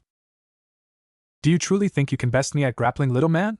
Zangief taunted before he began flexing his arms and using his full grip strength to squeeze Naruto's arms. Now, if this was any normal fighter, the amount of pressure Zangief was exerting would be more than enough to break their forearm bones like toothpicks and have them screaming in pain. Naruto, however, wasn't a normal fighter and only smiled at Zangief's pointless act of strength. You ever wonder why a tiger's claws are hidden when they stalk their prey? Naruto asked the foreign man, more to himself than Zangief given the language barrier. Mere seconds later, Zangief began to experience a horrible pain coming his shoulders, so great that it made him kneel in pain and release the death grip he had on his arms. It's so that they can stay sharp, and when they dig into their prey there's no way for them to escape, Naruto explained with a predatory smirk on his face, tightening the hold he had on Zangief. Naruto's fingers were pressing so hard into Zangief's shoulder muscles that they were leaving deep indentations in his skin. Taking advantage of Zangief's vulnerable position of his current hold on him, Naruto grabbed the back of the wrestler's neck and pulled his face towards his already rising tiger knee. Naruto could hear the sound of Zangief's nose breaking and saw the geyser of blood come from it. Not showing any mercy towards him, Naruto finished his combo by delivering a viscous tiger uppercut to Zangief's exposed chin. Tiger genocide. His attack sent Zangief flying and landing in a heap on the far side of the arena, seemingly knocked out. Oh my goodness, can you believe it, folks? Naruto was able to completely turn this match around with a devastating Muay Thai combination. Can Zangief hope to recover? The announcer yelled excitedly, grateful he could witness such a high-level martial arts bout. 1, 2, 3, 4, 5, 6, 7, A. No! Yelled the powerful voice of Zangief, who with difficulty was able to get himself back on his feet. You are truly a worthy opponent, comrade. That move almost made me black out, Zangief stated before flashing Naruto a bloody smile for finally being able to experience such an exciting match. Naruto didn't need to speak Zangief's language to tell what the wrestler was feeling. I feel the same way, big guy, and I'd love to keep this fight going, but we both know we can't. How about we both agree settle this match with our next move? Naruto asked Zangief while gesturing with his hands before he nodded in agreement. Naruto and Zangief slowly circled around one another, sizing each other up one last time and waiting for one of them to make the first move. Neither one of them could remember who made the first move, but 1 second later both Naruto and Zangief were airborne and on a direct path with one another. Cyclone Lariat! Yelled Zangief, who was spinning around with his forearms extended, explaining his nickname due to him forming a miniature red cyclone. Tiger Raid! roared Naruto, unleashing a barrage of rapid-fire kicks so fast that they left shadowy afterimages. To the audience their clash lasted for only a moment, but to all the experienced fighters watching they all knew the fight was decided. Naruto and Zangief landed facing away from each other for a few moments before Zangief started swaying and toppled over like a tree. And there you have it, folks, in a close, hard-fought match Naruto Uzumaki has been able to defeat the Red Cyclone Zangief, exclaimed the announcer, lifting up Naruto's arm in victory, while the EMTs carried Zangief away. As Naruto was in the hallway leaving from the arena, he found himself once again crossing paths with Idio, who he could tell by his was heading towards his own match. "Damn, Uzumaki, you look like hell, don't tell me you lost already," taunted Idio. "Yeah, right, I won, my opponent was just strong. If I was you, I'd start worrying about myself and getting to the second round." "Don't worry, I'm more than ready. I'll do my part so that we can meet in the final round and once and for all see who's the strongest." The two fighters pumped fists before Idio walked past the blonde and onto the stadium floor. "Folks, we will now begin the second match of the first round in this year's King of Karate Island tournament. This match will be between Idio from Block B and from Block C we have Balrog. Both of these strong fighters have made quick work of their opponents in the preliminaries with their powerful boxing styles. I for one can't wait to see which one of them will reign supreme. I've heard a lot about your skills. Let's let the best man win," Idio said, extending his fist in greeting to Balrog, a very tall, heavy-built black man who was wearing blue boxing trunks, a tank top, and red boxing gloves. Balrog looked at Idio's extended fist skeptically before flashing a lopsided smile at Idio and extending his own fist. However, this gesture of sportsmanship was ruined by Balrog, who after touching gloves with Idio decided to headbutt the long-armed tribe member in the face. This sudden act of aggression shocked the crowd and Idio, whose head reeled back and blood flew from his mouth. The announcer quickly got between the two boxers and began scolding Balrog on how the match only begins when he says so and how next time a cheap shot like that will get him disqualified. This threat seemed to mean little to Balrog, who was busy scratching his armpits while Idio just wiped the blood from his mouth and gave him a death glare. Knowing that his words were falling on deaf ears, the announcer decided to just start the fight. "Now let the second round match of this tournament, Idio vs. Balrog, begin." Idio vs. Balrog. Hoping to end the match early, Balrog rushed towards Idio like a mad bull and threw a right-hand straight punch. Dash straight. In one smooth motion, Idio leaned his head to one side, completely avoiding Balrog's, all while still glaring holes into the larger boxer. "Is that the best you've got? Nothing but dirty tricks and predictable punches, what a disappointment. Uzumaki really lucked out with his opponent. I'll only need one punch to beat someone at your level," Idio stated matter-of-factly. Not taking Idio's critique of his boxing skills very well, Balrog began attacking Idio with a flurry of angry punches, praying that one would connect so that he could remove the long-armed tribesman's head from his shoulders.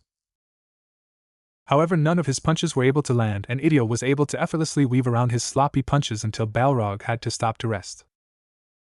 "Listen, this match is over. Your punches may be strong, but they're far too sloppy to ever touch me. Surrender now, and it will be better for both of us.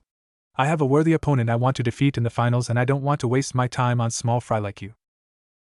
Those words, along with his inability to hurt his opponent, was just too much for Balrog, who began to go into an anger-filled trance. "I'll kill you!" Balrog screamed, rushing towards Idio at newfound speeds and throwing a combination of 5 savage punches that had enough force to crack the air around them like a bullwhip. Crazy buffalo. Sadly, Balrog's rage-based burst of speed still wasn't enough to catch Idio, who once again was dodging between his fists with ease.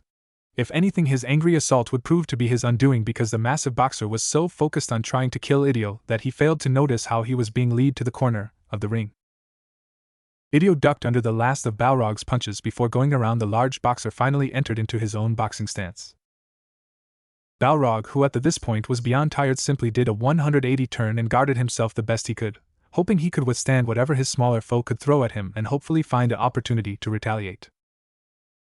"I've let you show me your best punches, so I think it's only fair I get to show you one of mine. I was going to save this one for the finals against Uzumaki, but this fight has been so boring I've just got to show this crowd something," Idio said while winding up his right fist before he threw it at Balrog's guarded face. Destruction Cannon. The minute the punch connected, his fist exploded in Balrog's face, destroying his guard, and sending the boxer flying outside the ring.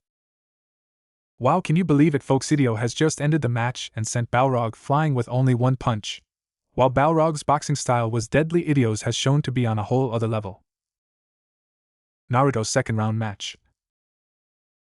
Again, Naruto's fists hit nothing but air as his more agile opponent danced around his blows and countered with a high kick that snapped his face to the side. His opponent in the second round turned out to be a flamboyant man named Miguel who practiced a form of Okama Kenpo that mirrored salsa dancing. He wore a bright red bullfighter uniform and sported a face full of makeup that exaggerated his androgynous image. "Oh, come on, you'll to do better than that from you, Naruto boy. This little dance of ours is proving to be quite boring, don't you think?" Miguel taunted, entering a salsa pose and extending his hand towards the blonde Muay Thai fighter. "Tiger knee!" he yelled, leaping at the flamboyant fighter who was able to twirl around Naruto, and as Naruto was leaping past him, he connected a powerful backhand to the back of Naruto's neck that nearly made him fall unconscious. Luckily, Naruto was able to recover and create some distance between himself and the matador-themed Okama. Damn it, this guy is one slippery bastard. His style is like dancing, where he predicts his opponent's every move and counters without any wasted movement. Naruto thought, breaking down what he'd learned of Miguel's martial arts style so far from their brief bout before rushing again at Miguel, who was prepared to counter and finish him off. Which means I have to hit him with something I know he won't see coming. Naruto thought before he stopped on a dime and performed a front flip, leading with his right leg and using it like a knife to cut Miguel from his shoulder all the way to his waist. 5. Jaguar kick. Miguel's chest started gushing blood with his mouth open in a silent scream. Taking advantage of his weakened state, Naruto leaped forward and launched two thrusting knees that struck Miguel's chest and chin respectively, and sending both fighters airborne. Rising Jaguar. Naruto was able to land on his feet gracefully while Miguel hit the stadium floor in a bloody and unconscious heap. Can you believe it, folks? In a turnaround victory, Naruto Uzumaki was able to overcome Miguel's Okama Kenpo and come out on top. With this win, he has officially earned a spot in the final round, the announcer declared to the crowd, who exploded in cheers for the blonde brawler. Idio's second round match. Idio found himself on the defensive against the palm strikes of his second round opponent. He was a serious-looking man named Snake who practiced what he called the biting snake fist style, which focused on open palm strikes that when he attacked created snake after images around his fists. Snake was a relatively tall man with spiky black hair, and he wore a custom snakeskin suit. "Snake fist, Anaconda barrage!" roared Snake, delivering an even faster barrage of snake palm strikes that Idio had no choice but to put his guard up and endure the best he could. When Snake's hail of blows finally stopped, Idio tried to fight back with his signature destruction cannon, only for Snake to grab Idio's wrist before the fist connected and stop the attack in its tracks. Snake fist, venomous bite. Idio began to feel all the strength leave his captured arm due to Snake's strong grip, and when he tried to fight back with his left hand, Snake performed the same move on his other wrist. "With both your wrists locked, you can't throw any more of those explosive punches of yours. This puts us at a stalemate, but since I was able to land more blows on you at the start, the judges will have no choice but to give me win by decision," Snake monologued, tightening his grip on Idio's wrist and keeping his fists by his sides. "You'd really be satisfied by winning your match on a technicality?" Idio asked, not believing any self-proclaimed martial artist would be okay with winning the tournament due to some cheap trick. Even Balrog, with all his dirty boxing, was willing to at least face his opponents head-on. "It doesn't matter the method, as long as I can win this tournament and get the prize money. It doesn't matter how I defeat you. I can hold you like this for the rest of the fight, be safe, and get an easy victory," Snake taunted, proud of his seemingly perfect plan. Crack! Crack! Wait, what is that sound? Snake thought before he felt an agonizing pain in his sides that made him release his hold on Idio's wrists and stagger back in pain. "What the hell, I had your wrist locked. There is no way you could have thrown a punch from that position," Snake said while on his sides and crouching on one knee due to the pain of feeling like his sides were just torn to shreds. "You're right, I couldn't. All I did was clench my fists as hard as I could before I twisted and grinded my knuckles into your sides. You should be proud. If you and I hadn't fought, I would have never invented this new killer move of mine. I think I'll call it the fist clench," explained Idio, who didn't give Snake a chance to recover and blasted him out of the ring with his signature destruction cannon. And there you have it, folks. In another crushing victory, Idio has defeated Snake of the biting fist and has earned his place in the final round. Now Idio and Naruto will both compete to see who rightfully deserves to be crowned this year's king of Karate Island. Naruto and Idio stared at one another from opposite ends of the stadium floor. "Well, we did it. We both made it to the finals," said Idio. "Yep, you know it's not too late for you to give up," Naruto joked. "Yeah, right, and missed the chance to finally kick your ass all over this island. No way." "Fine then, since you're so confident, how about we have a bet for if I win?" What kind of bet? Nothing extreme. Listen, Idio, after today I'm leaving this island. I'm starting a crew and going to the Grand Line, but to do that I need strong fighters. How about this? If I'm able to beat you here today, you agree to come with me and join my pirate crew? I'll think about it, but you're gonna have to beat me first. There's no way I'm following someone weaker than me, Idio declared before taking a boxing stance while Naruto did the same. The time for small talk had passed. Now, ladies and gentlemen, the final round of this tournament, Idio vs Naruto Uzumaki, begin, shouted the announcer before he ran out of the arena as quickly as possible, knowing that a battle between these two would definitely be explosive. Naruto vs Idio. Tiger Knee. Destruction Cannon. Both fighters wasted no time and immediately collided with their signature attacks, the force of Idio's fist and Naruto's knee colliding, creating an explosion in the center of the arena that pushed both fighters apart. They clashed again and exchanged blows in a violent brawl without any special techniques, just pure hand-to-hand skills. Naruto dodged Idio's two-punch combo and countered with a spinning back fist that nailed the long-arm fighter in the jaw. However, Idio didn't take the hit lying down and connected with a strong liver blow that had Naruto spitting up blood. Several minutes later, Idio ducked under Naruto's roundhouse kicks and threw an explosive punch right into Naruto's face. Enough of this. Stop holding back, Uzumaki, yelled Idio, who was breathing heavy and was covered in scratches and bruises from their fight. What are you talking about? Asked Naruto, who also was covered in bruises and burns due to Idio's explosive punches. This battle is going nowhere, and I'm tired of holding back against you since you're not using all of your strength.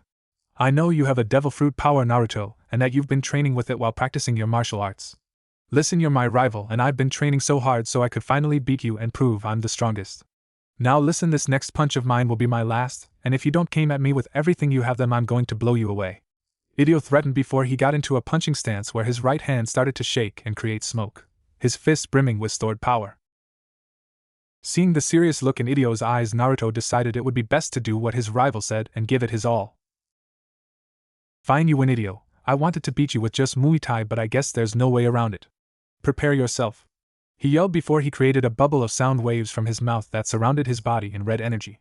He used this bubble to propel himself at Idio at supersonic speeds while leading with his knee. Jet Voice, Tiger Knee. Great Destruction Cannon. Naruto and Idio's final clash created an explosion that put their first to shame and created a dark smoke cloud that obscured the crowd's vision of the arena. When the cloud finally parted, a lone figure could be seen standing in the arena. When the last of the smoke finally blew away, the figure revealed itself to be none other than Naruto, who was standing over the fallen body of an unconscious Idio. Naruto wasn't faring much better by the looks of it, with the entire front of his body being covered in soot and second-degree burns. The blonde Muay Thai fighter stood as still as a statue for several seconds before he slowly raised both fists in silent victory before collapsing and joining his opponent in unconsciousness, the wild cheering of the crowd being the last thing he heard before everything went dark. After paying a visit to the infirmary to get their wounds treated, Naruto and Idio made their way to the docks while ignoring the shouts of praise from the townspeople congratulating them on their match. It turned out that even though Idio lost the fight due to Naruto's use of his devil fruit power, he was disqualified and the title of King of Karate Island was given to Idio. While not exactly happy with winning the tournament because of a technicality, the long-armed boxer still decided to take the prize money and the title in Naruto's place. When they made it to the docks, they faced the ship that they would start their journey with. It was a fairly small caravel-style pirate ship with a jet dial motor that allowed for extra speed. 6. Staring at his vessel, Naruto gave a silent thank you to Big Mom, who was nice enough to give him his last paycheck before sending him away. Being the frugal person he was after feeding himself for the last 5 years and buying the vessel in front of him, Naruto was still sitting on a pretty little nest egg of 50 million berry. Idio crossed his arms over his chest and gave Naruto a skeptical look, having second thoughts about starting a two-man pirate crew with his longtime rival. Hey Naruto, before I officially decide to join this little pirate crew of yours, I gotta know, what is your end goal, and why should I really want to join you? It's simple, really. My goal is to make it to the New World and make a name for myself and build a powerful crew. Then I want to amass enough strength so that one day I can achieve the legendary status of Yonko. I want to do what Whitebeard, Shanks, Kaido, and Big Mom have done and become a pillar for the new generation of pirates. Idio, I know that you're not satisfied with the amount of power you have now. Like a lot of martial artists, you want to make it to the top ladder of strength, right? Then join me and I swear the Grand Line will be filled with strong opponents. There you and I can grow strong enough to one day challenge the whole world. Naruto monologued, shouting at the end and giving Idio a smile that was full of conviction. Idio looked into Naruto's eyes, searching for any form of dishonesty before nodding his head and jumping onto Naruto's boat. Fine, let's go, Captain. The blonde pirate captain smiled, opening the sails and steering his ship into the horizon. The journey of the Whirlpool Pirates had officially begun. Snowpoint Island was widely known as the coldest island in the entire South Blue. Covered on all sides with snow that fell year-round and a tall mountain at its center. Snowpoint seemed no different than any other winter island you would find in the first half of the Grand Line. What separated this island from the rest was that Snowpoint was the mecca for all mercenaries in the South Blue. This fact made Snowpoint Island a perfect destination for people searching for powerful individuals to perform hits, or in Naruto's case, join his newly formed pirate crew. Which brings us to the present, where we find both Idio and Naruto on this particular island sporting winter coats, and being surrounded by the unconscious bodies of several local mercs. Well, that was a waste of time, Naruto stated with a frown, annoyed by how weak all the mercenaries he has met so far have been. Granted, I wasn't expecting to find someone who could handle both myself and Idio at the same time, but come on, these guys went down like a sack of potatoes. He thought angrily. The plan when they disembarked was fairly easy. Naruto would carry around a fat stack of 10 million berry and challenge any mercenary to take it from him. Unfortunately, the few men that had been able to accept his challenge all ended up the same. So, any other bright ideas, Captain? Idio asked casually, sitting on the beaten body of one of the mercenaries. Wanna go to the nearest bar and get drunk? Yo, barkeep! Another round over here! Yelled a red-faced and slightly drunk Idio who was holding up his fifth empty mug of beer. Naruto, on the other hand, was still finishing off his second drink while staring at his crewmate in amusement, wondering how much more alcohol the long-armed boxer could consume before passing out. Hey, old man, Naruto said to the bartender who was refilling Idio's drink. He was a short man with silver hair that looked to be around 60 years old. What is it, kid? Asked the barkeep. Listen, we're looking to hire the best mercenary possible for a job. You look like you've been around here for a while now, so do you have any clue as to who the top dog is around here? The barkeep scratched his chin for a second before responding. Well, out of all the killers in Snowpoint, the best and most well-known has to be the twins. The twins? Idio asked, ignoring his beer now that the conversation was about possible strong fighters. Yes, two brothers that are hired killers. They are mysterious. All we know about them is that they always kill their targets, and no one who has ever seen their faces has lived to tell about them. The bartender explained in obvious fear, not wanting anything to do with the two well-known assassins. Great, they sound strong. Have you heard anything about where they might be now? Naruto asked happily, hoping the twins would prove worthy additions to his crew. Well, last I heard they were headed to Snowbell Town to deal with the target. It's a big town near the center of the island on the side of a mountain. Gotcha, thanks for the tips, Gramps, Naruto said, leaving a few berry on the counter as compensation, putting on his coat, and heading towards the door with Idio following his lead. Wait, kid, you should be careful. Snowbell Town is home to a marine base, and word on the street is that the captain there runs it with an iron fist and will kill any unwelcome visitors on sight. Naruto gave no indication that he heard the old man's words of warning, the duo already leaving out of the front door. Are we there yet? Idio asked in an irritated tone, with his arms wrapped around himself due to the cold. Apparently, the island's mountain chose this very moment to entangle them in a blizzard. No, said Naruto, also shivering slightly from the cold. Well, how long until we get there? Also, how do you even know where this town is? Idio asked, remembering that the old man had not given them a map. My voice fruit makes me a walking sonar, so stop worrying. I know we're heading in the right direction, Naruto explained to Idio, who just nodded, still not fully understanding his captain's strange powers. Don't worry, if we hurry we should be able to make it to Snowbell Town in around, Naruto said, not completing his sentence as he stared into space. Hey, are you okay? Idio asked his captain before the blonde suddenly took off in a seemingly random direction, ordering Idio to follow, and yelling something about how he could hear the sound of gunshots coming from the outskirts of the town they were heading to. SPOV. This week seemed to have started so normally for me. It was just another day on the island for me and my brother, with the both of us counting our berry from our last assassination. Then we got the call on our personal transponder snail about another job. Apparently, our new client was a representative of a group of civilians from Snowbell Town. According to the voice, the rumors about the dictator-like marine captain that was stationed in that area were very true. The captain treated the town as his own personal kingdom. demanding offerings of money and food from the townsfolk for their continued protection from the despicable and seedy hired killers that made this island their home, completely ignoring the fact that any real mercenary wouldn't waste their time hurting civilians like them unless there was a big payday in it for them. The civilians knew they lacked the strength to take on the corrupt Marines that took over their town. However, not many of them were willing to leave the place many of them grew up in, so they decided to haul their money together and hire me and my brother to deal with the captain personally. With our understanding of the island's terrain, my brother and I were able to make good time as we reached Snowbell in just a few hours. After we arrived, my brother and I found a nice secluded location just outside the town's gates where we spent an entire day scoping out the entire town, specifically the Marine base it held. From Marine patrols, guard duty, and even sleep schedules, we factored in everything.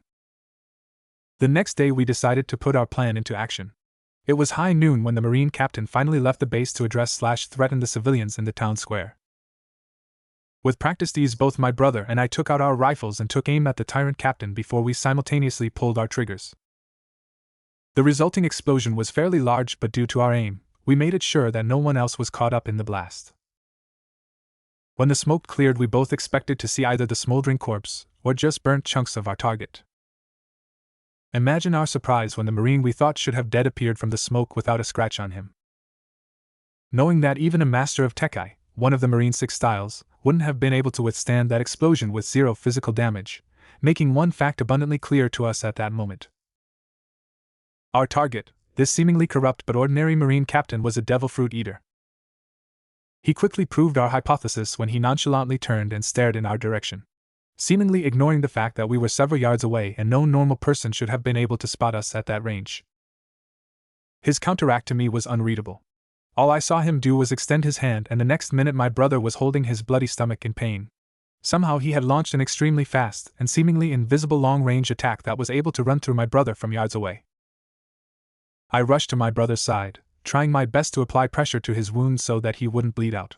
I was so focused on his condition that I failed to notice that we were surrounded by Marines with guns pointed at us. That Marine captain had somehow found us out and had set a trap for us this whole time. Knowing there was a slim chance that we could both escape given his injury, my brother gave me a wordless order to leave without him before he began firing at the gathered Marines to give me a chance to flee. It hurt me having to leave him behind, but we both knew from experience they likely wouldn't have orders to kill him, most dictators preferring to capture would-be assassins and torture them for information about who hired them. Even with my brother's distraction, a large group of Marines was still on my heels. A firefight broke out between me and the Marines, and even though I was able to blow away over a dozen of them, a few of their bullets were able to hit home, and I found myself in an uphill battle trying to fight off the Marines and stop myself from bleeding to death. What a way to go, dying in the snow while fighting some no-name Marines. So uncool. I thought, ready to accept my death before two strange men interrupted the battle and made quick work of the remaining soldiers. Then one of the men approached me, asking me my name and whether or not I was okay. "My name is Rock," I responded before I passed out from blood loss. The last thing I saw was the face of a blonde man with whisker-like scars on his face. Naruto and Idio decided to work together to carry the unconscious giant, Rock, to a nearby cave so that they could all wait out the current blizzard before any of them froze to death. Packing piles of snow in front of the entrance of the cave proved to be enough to block off the cold winds, and thanks to Idio's explosive hands they were able to start a small fire in the cave so that they could keep warm. Luckily for Rock, both Naruto and Idio had at least basic first aid training that allowed them to treat the Yeti's bullet wounds and stop him from bleeding out. When they were both sure their new companion wouldn't die on them, Naruto actually took some time to look him over. In all his time sailing under Big Mom and her diverse band of pirates, he'd never seen anyone quite like Rock before. He was relatively small for a giant, standing at around 30 feet tall with very long limbs. However, what set him apart was the fact he was covered in white fur. It must have served to keep him warm, seeing as how the only clothes he was wearing were a bowler hat and blue shorts. Not to mention his upper torso, which at first glance he thought was covered in shadows, turned out to just be very dark fur, and his face under the shade of his cap was oddly rigid and defined, too. Maybe he is from a separate tribe of giants that adapted to the cold, Naruto theorized. Apparently Big Mom's obsession with unique races and creatures had rubbed off on him. "Hey, the big guy is waking up," Idio stated, breaking Naruto out of his train of thought. The eyes of the winter giant slowly opened, with Rock sitting up and holding his head in obvious pain. When Rock was finally able to compose himself and realized he was not alone in the cave, the giant reached for his rifle and aimed it at Naruto and Idio. "Who are you two?" Rock questioned aggressively while cocking his rifle. Wow, hold on there, big guy. I don't think that's a smart idea. Naruto pleaded, uncomfortable with fighting with someone so heavily wounded and not wanting the cave they were in to accidentally collapse. Seeing the logic in Naruto's argument, Rock finally lowered his gun before he sat up and leaned against the cave wall, still cautious of the pirate duo. Thank you. I'm happy to see you're awake. My name is Naruto, and this is my friend Idio. Naruto stated, pointing to the long-arm boxer. Nice to meet you as well. My name is Rock. I'm sorry for the hostility, but today just hasn't been my day. I can tell. Was there any particular reason why those Marines back there were trying to kill you? Naruto asked, wanting to know more about the mysterious Yeti. Well, long story short is my brother and I are mercenaries, and we were sent to a town nearby to get rid of our target. Apparently our client forgot to tell us he was a fruit user, and he used his ability to take us by surprise, and his men were able to capture my brother. Rock explained sadly, still trying to think of a plan for how he would rescue his twin brother. Wait, this village wouldn't be named Snowbell, would it? Idio asked, hoping the lanky giant would be one of the men they were looking for. Yeah, how did you know? We know because we've both been looking for you and your brother. I'm starting up a pirate crew and I've been looking for some powerful people, and word around the island is that you and your twin brother are the best. Well, it's cool that our names are held in such high regard, but I don't have time to consider becoming a pirate. I still need to rescue my brother from those Marines and kill that Marine captain. The Yeti Cool brothers have never failed an assassination mission before, and it would be so uncool if we start now.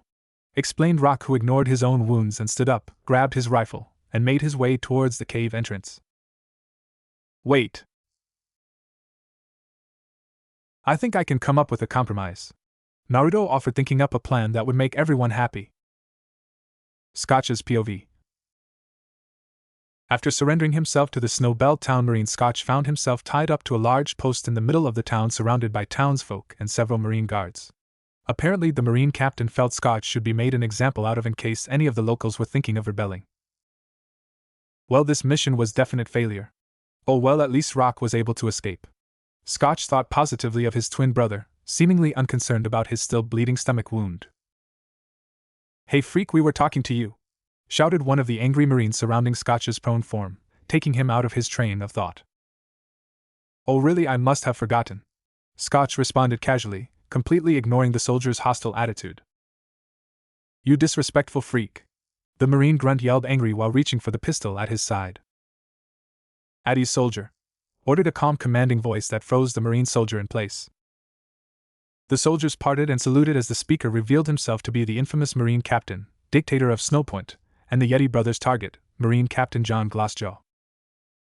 Glassjaw was a rather unassuming man, standing just under 6 feet tall with well-combed black hair alongside the thick glasses he wore. So you're one of the assassins sent to kill me? Glassjaw stated as a fact more than a question. Scotch chose to be silent, his easygoing attitude now gone in the presence of his former target.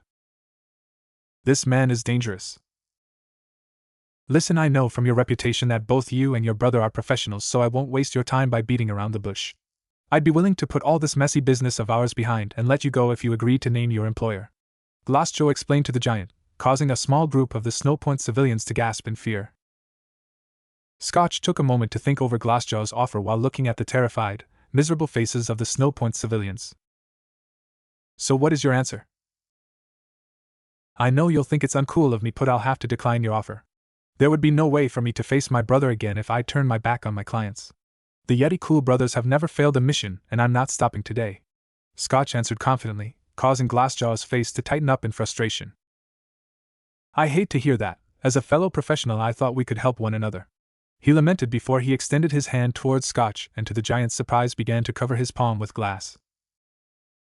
The resulting crystal continued to grow until it transformed into an elegant long sword that Glassjaw was able to extend in order to press against Scotch's throat. Whoever hired you and your brother must have failed to mention the fact I am a devil fruit user. I ate the glass fruit. Rearing back his weapon, Glassjaw prepared himself to cut open the giant's throat for the crowd to see. Boom! Fortunately, Scotch's execution was interrupted by a loud explosion that blew the doors off the village's front gate.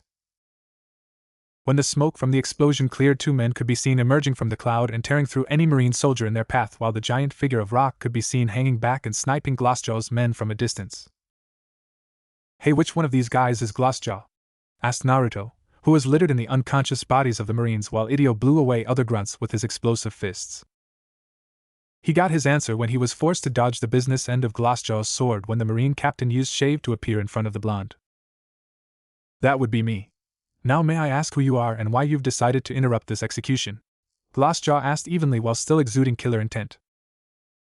It's pretty simple, I couldn't let you kill Scotch because he's going to be join my crew. So you're a pirate. I've never heard of you. I'd be surprised if you had. I've just recently started out on my own. Naruto explained happily, not seeing a reason to lie. Shaking his head at Naruto's forwardness, the Marine captain gave the blonde a cocky smirk. Okay then, so seeing as you're a rookie, I'll give you one chance for you and your comrades to leave before I slaughter you where you stand. I'd like to see you try. You seem like the type who loves to flex your might on those weaker than you. I want to see how tough you really are with someone on your own level. Naruto taunted while entering his signature Muay Thai stance. Not wanting to risk getting in the middle of these two powerful devil fruit users, Rock and Idio were able to help evacuate the civilians while also handling the remnants of Snow Bell Marines. Naruto vs. Captain Glassjaw. Naruto and Glassjaw stared at one another, waiting to see who would make the first move. Growing impatient, Naruto charged in first at the bespectacled Marine, closing the distance between them with his trademark forward somersault. His left leg primed to crack down onto Glassjaw's skull. Jaguar kick. Glass cocoon. Only for the sole of Naruto's foot to instead make contact with a dense orb of glass that wrapped around and completely protected the corrupt captain. Deciding to go with Plan B, Naruto sucked in a large breath of air before opening his mouth wide and generating a condensed burst of red sonic energy. Voice press. The resulting short-range attack created a powerful crushing force that was able to shatter Glassjaw's glass cocoon. However, when the shield went down, Naruto discovered that Captain Glassjaw was nowhere to be found. Where did he go? I know now that he's fast enough to dodge that attack, so why didn't he? Unless, Naruto thought, looking at the remaining glass shards of the destroyed cocoon that suddenly started to glow. It's a trap! Naruto yelled internally, jumping away from his current location just in time to avoid the explosion of glass that almost turned him into a pincushion. Unfortunately, when descending from his jump and looking down at the snowy landscape, he saw a virtual landmine of glowing glass shards waiting for him. Crap!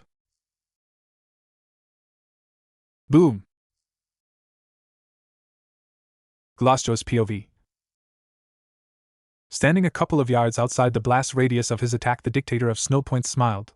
All had gone according to plan. He knew just from looking at the blonde barbarian that he'd be eager to get in close and try to pummel him at close range. Knowing that it was child's play for him to use Shave to escape the instant his glass cocoon went down and cover the surrounding snow with his glass mines. Smirking at his accomplishment, Glassjaw turned his back on the battlefield. His thoughts filled with plans on how he would slaughter the blonde's companion and those Yeti brothers. Hey, Four Eyes! Yelled a familiar voice from behind Glassjaw that stopped him in his tracks.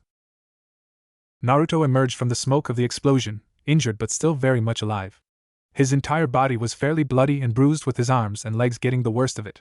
He had been able to use his limbs to protect his vital organs, but in return he found them littered with tiny puncture wounds from the glass shrapnel. Nice trap, but it's gonna take more than some plexiglass to stop me, declared Naruto, ignoring his wounds and charging at Glassjaw's stunned form. Recomposing himself from the shock of the survival of the blonde nuisance, Glassjaw used his ability to form several glass prisms around himself that with a wave of his hand began to break down into smaller deadly shards that floated around him. With a lazy point of his finger, Glassjaw commanded the shards surrounding him to simultaneously fire at the blonde pirate, intent on filling him with holes. Glass, glass, shard shower. Not stopping his advancement, Naruto breathed in deeply and fired a flurry of sound bullets to intercept the glass.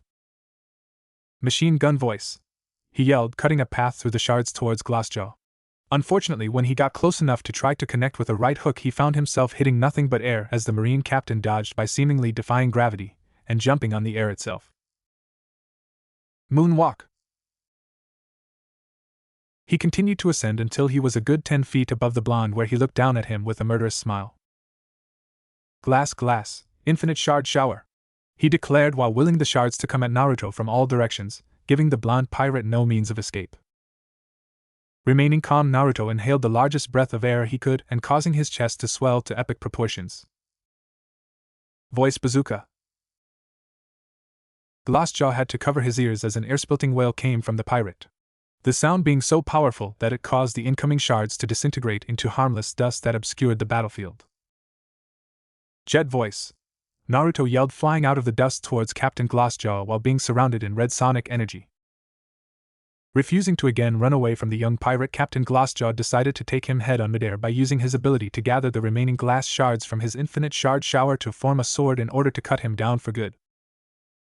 In retaliation, Naruto pulled out his trusty butterfly knife and produced a sonic bubble that covered it in high-frequency sound that, unlike during his fight against Big Mom several years ago, caused the entire blade to vibrate with power.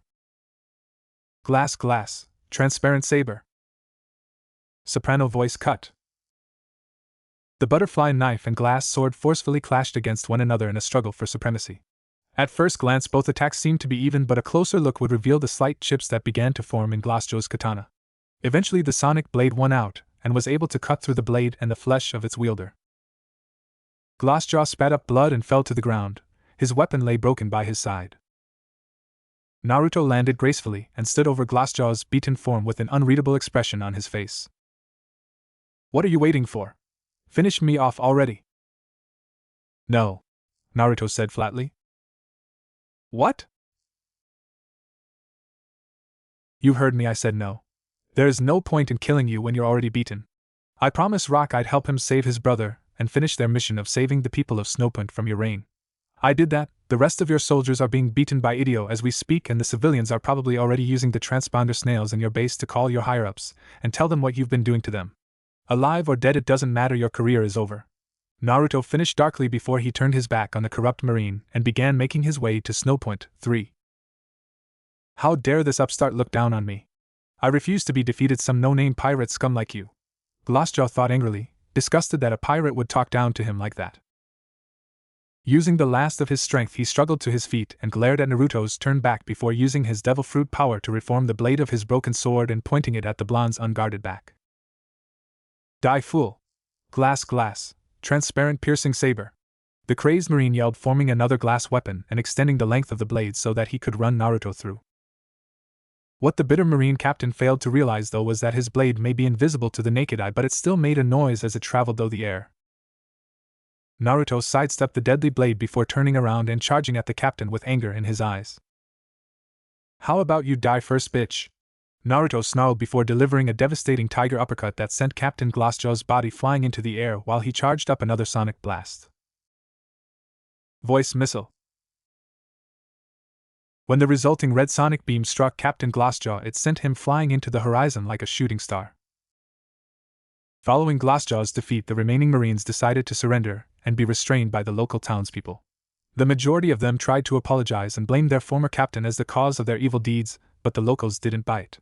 Feeling betrayed by the Marines that were supposed to protect them, the people of Snowbell Town decided to kick out all the Marines from the town, take the Marine base and all of the weapons inside as their own, and learn to protect themselves from now on.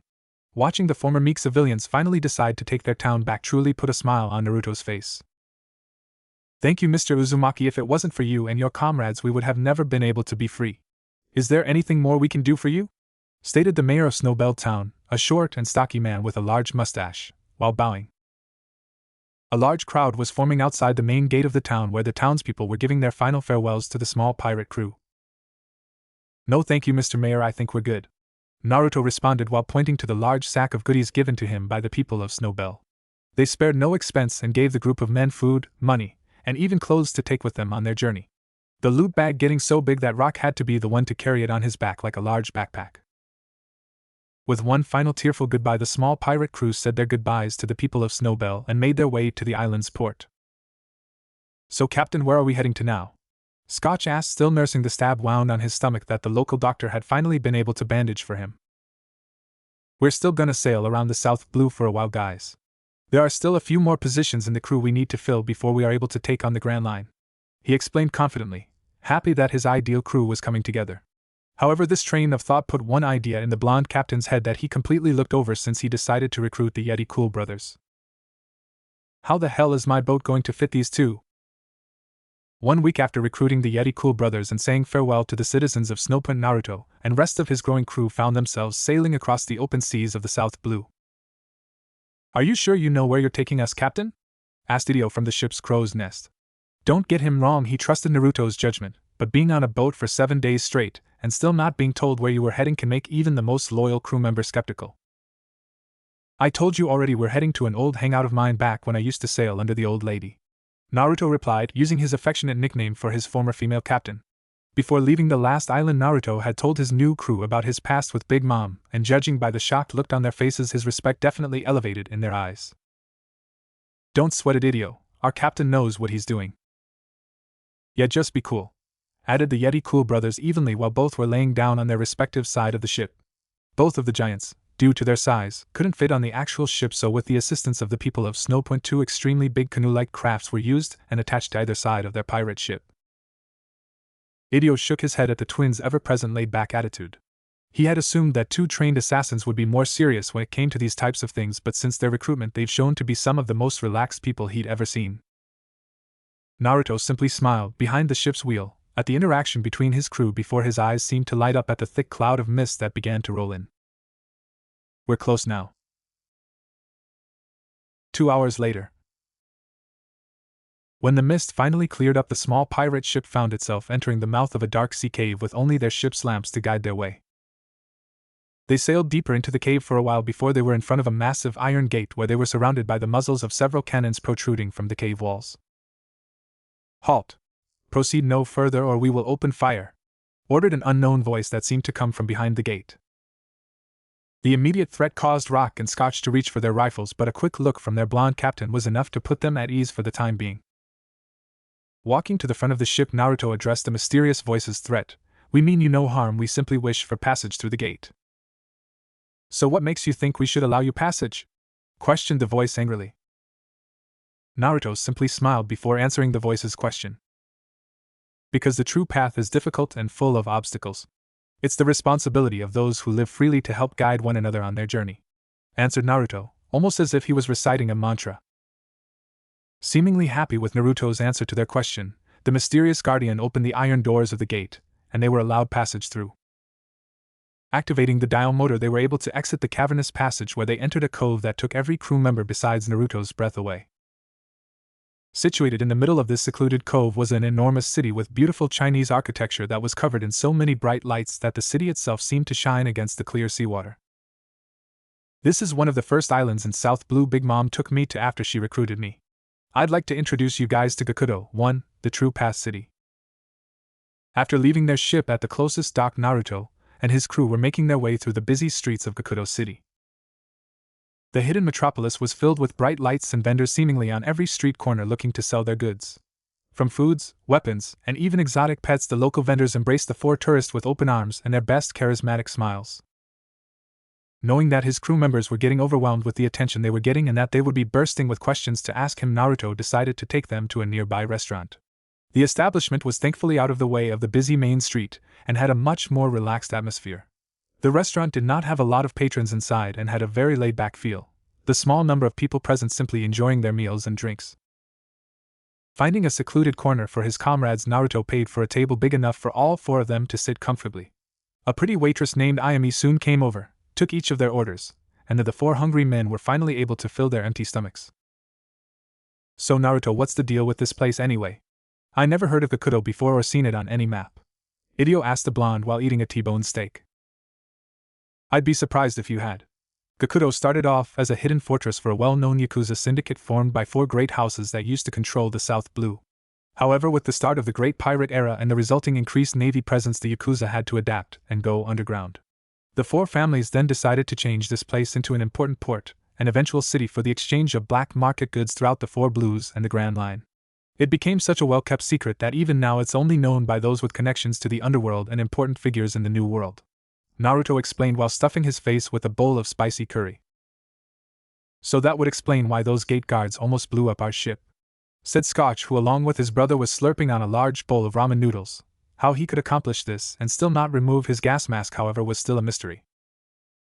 Yeah, they take their security very seriously. Marines have been trying to find this location for years. That's why I decided this place would be perfect for us to gather supplies and hopefully get a proper ship without the Marines bothering us. About time. My back has been killing me from all those days sleeping on that canoe, Rock added, hoping they could leave this island with a proper ship with beds big enough for the furry giants. With their questions answered, the crew's dinner became far more light-hearted, with the four men laughing, drinking, and eventually arguing over what type of ship they would buy. "I'm telling you, we need a ship with a metal hull that we can use to break icebergs," exclaimed Rock.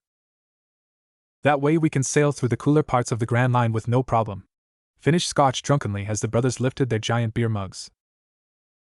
"And I'm telling you two morons that a steel hull would make it too heavy and hard to maneuver.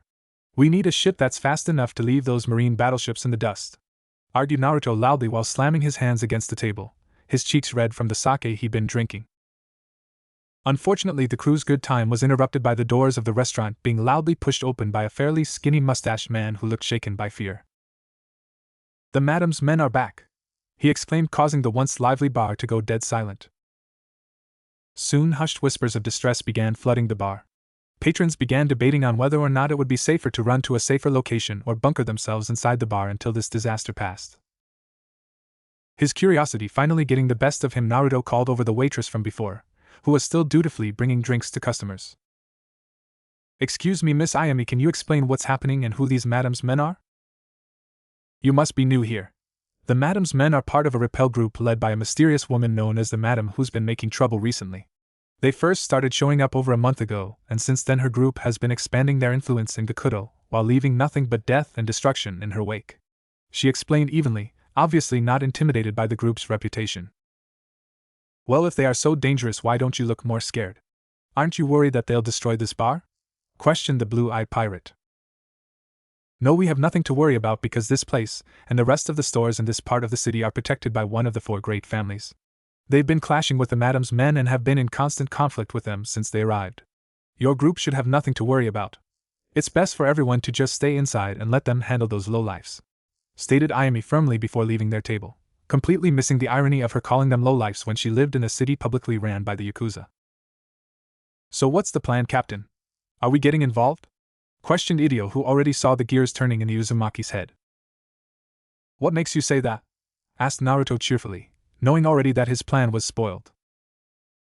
"Because I've known you for 3 years, and other than having a knack for getting into other people's business, I know you like a good fight almost as much as me, and I definitely want to see how tough these madam's men are. Actually, I'd be more than happy to sit here in this nice bar and finish my drink, but since you brought it up, fine, we could just go and observe this little gang war for a while," Naruto said casually, even though the smirk on his face wouldn't go down. Idio mirrored his smirk before both of them quickly left the bar, intent on throwing down with hopefully powerful gangsters. Begrudgingly following behind them, the slightly drunk Yeti Cool brothers shook their heads at the rashness of their captain and crewmate.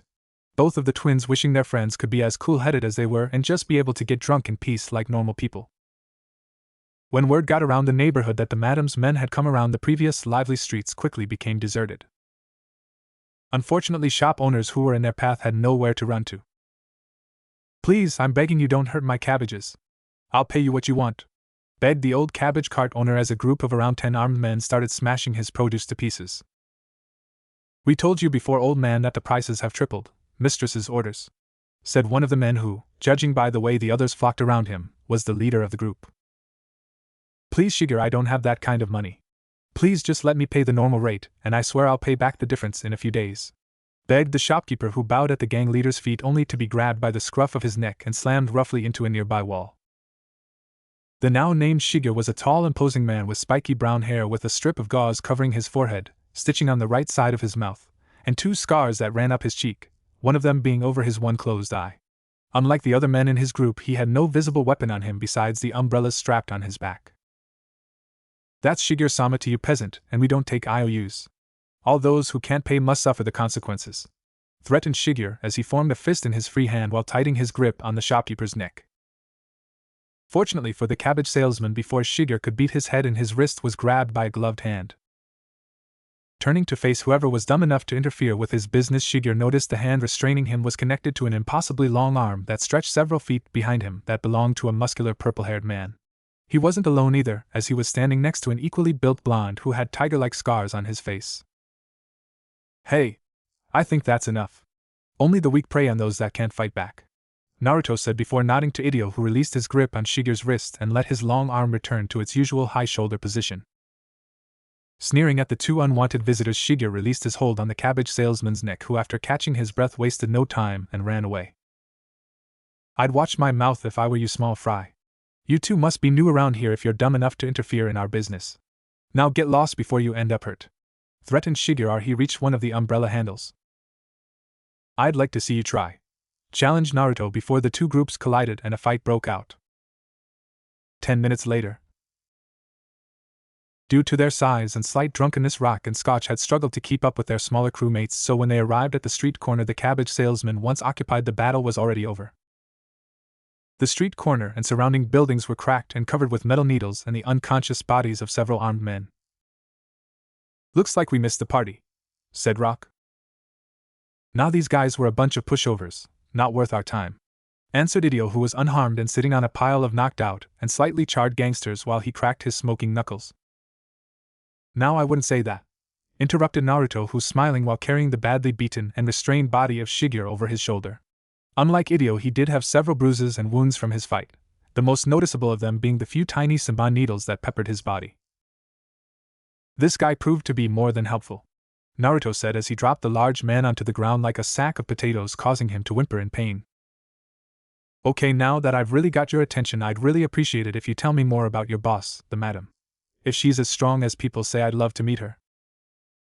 "Trust me, you may be stronger than I am, but the madam is in a whole other league. She is a monster. You might as well kill me because there is nothing you could do to me that is worse than what she'll do if I betray her," Shigeru said as his already bruised face began turning a sickly white. Idio was about to add in his own brand of threats to get the underling to talk, but before the words could leave his mouth, he was silenced by the sound of multiple guns being cocked in their direction. The momentary distraction from the newcomers proved to be just what the madam's men needed, as one of the underlings Idio defeated set off a smoke bomb that blinded the crew and allowed them to escape, leaving Naruto and the gang alone at gunpoint. "Freeze, madam's men, you are in Sabaka territory. Surrender now or we will shoot to kill," ordered a very stern, feminine, but oddly familiar voice from the unknown group. "Shit. Listen, this is all a big misunderstanding. We don't work for the madam, those guys that escaped did, and we were fighting against them. We're simply pirates passing through, nothing more," he explained calmly against the false accusation. "A likely story? If you want us to believe you, then turn around, put your hands over your head, and don't resist," ordered the voice. Seeing the reluctance on his friends' faces, Naruto decided to set a good example and comply. Giving Idio and the Yeti brothers a slight nod to stand down, Naruto put his hands over his head and turned towards the group of men and women with firearms aimed at him, only to freeze again when his eyes met a familiar face. It was the centermost figure, a striking blonde woman with teal eyes and sandy blonde hair who wore a black kimono with a red sash and a large war fan strapped across her back. "Temari? Naruto?" The previous tension seemed to disappear and no other words were needed as the two blondes left their respective groups and embraced each other in a tight hug that had both groups cocking their heads in confusion. "Wait, don't tell me you two know each other?" Idio asked as he watched his captain embrace a woman who mere seconds ago threatened their lives. "Yeah, Temari and I go way back since we were kids. After I joined up with Mom, we docked here. Apparently she had some business with the Four Houses, and during the meetings Temari and I met. At first I thought she was just a servant or underling like me, but imagine my surprise when I learned I was talking to a princess," Naruto teased, making Temari's face tighten up in anger. "Wait, so does that mean?" questioned Rock. "Yeah, Temari-chan is the firstborn child of the Sabaka clan head, which around here makes her as good as royalty," he explained to his crew before Temari roughly pinched his cheek and pulled the taller blonde to her eye level. "Actually, Naruto-chan, if you insist on referring to me as royalty, then now I am a queen. I'm the new head of the Sabaka clan," Temari clarified in a husky, attractive tone as she leaned into Naruto's now blushing face. However, before their lips could touch, the female Yakuza boss playfully flicked him on his forehead. "Ouch!" Naruto exclaimed as he nursed his sore head while mumbling how much of a tease the woman was. "Anyway, is there a reason you're in my neck of the woods and getting involved in my turf war? I didn't get any word that Big Mom was making a visit?" asked Temari. "She isn't. Big Mom allowed me to leave so I could go out on my own and start my own crew. I would have visited you sooner, but I needed to go off and train so I'd be ready to handle the Grand Line by myself," Naruto explained as he went into detail on his journey so far in the South Blue leading up to his eventual conflict with the madam's men. "Temari-sama, do you wish for us to send out a search party? They couldn't have gotten too far?" asked one of her subordinates, a tall bald man with a sheet covering half of his face. "No, Baki, it would be pointless. The cowards are experts at running away. Gather a street team to handle the damage to the area and then do a sweep to make sure all the nearby residents are okay. We're already late as it is for the gathering. Temari ordered as the older man bowed in understanding before following his mistress's commands. Gathering? Gathering of who? Asked Idio. A gathering of the 4 royal families. We rarely ever meet as we prefer to leave each other to our own devices, but with the emergence of this madam and her various assaults in all of Gakuto's territories, she no longer can be ignored. I was hoping this time we could confront her underlings directly and take one alive for questioning on their hideout location, but this looks like another dead end.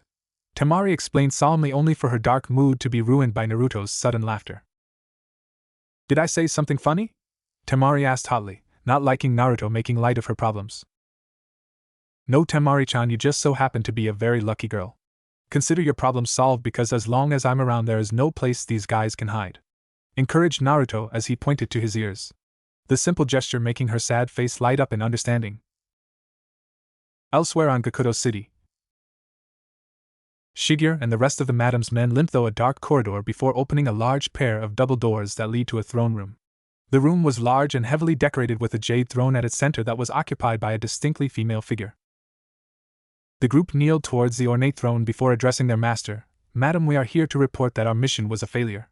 While collecting for you, we were interrupted and defeated by unknown pirates, then encountered the Sabaka gang, but we were able to escape as the groups were arguing. Shigeru debriefed swiftly.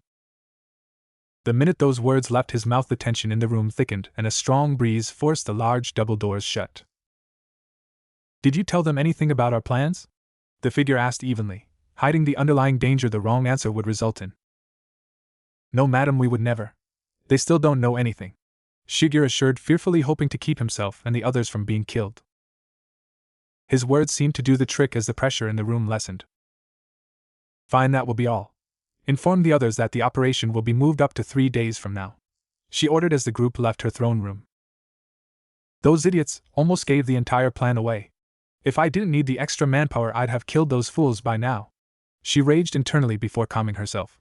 Patience was a virtue, and soon her months of plotting will pay off. This island will be all hers, and her ultimate goal will finally be in reach. Temari and her followers led Naruto and company to the centermost part of the city, where they found themselves at the entrance to a grand multi-story palace that dwarfed the surrounding structures. The front gate of the palace was protected by huge muscled guards who, while giving Naruto's group distrustful glares, still let the large group through at Temari's insistence. The inside of the palace proved to be just as elaborate as the outside, with the hallways being lined with expensive works of art. After entering the building, the diverse group of yakuza and pirates were greeted by a small but well-dressed man who, judging by his attire, was a servant or butler. Good evening, Temari-sama.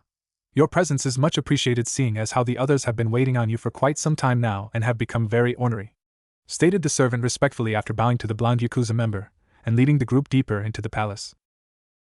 Very well then, we shouldn't make them wait any longer, shall we? Temari said casually, not caring one bit if the other bosses were offended by her tardiness. The short man shook his head at Temari's joke before giving each member of Naruto's crew strange looks, especially towards Rock and Scotch, who, thanks to the palace's large size, were able to follow them through the hallway without crouching. After going through a final corridor, the group found themselves in an enormous dining room with a large circular table at its center with yakuza members standing around it. The gangsters themselves seemed to be divided into 3 distinct groups that each seemed to flock protectively around one individual that Naruto assumed were their bosses. Well, it's about time you arrived, princess.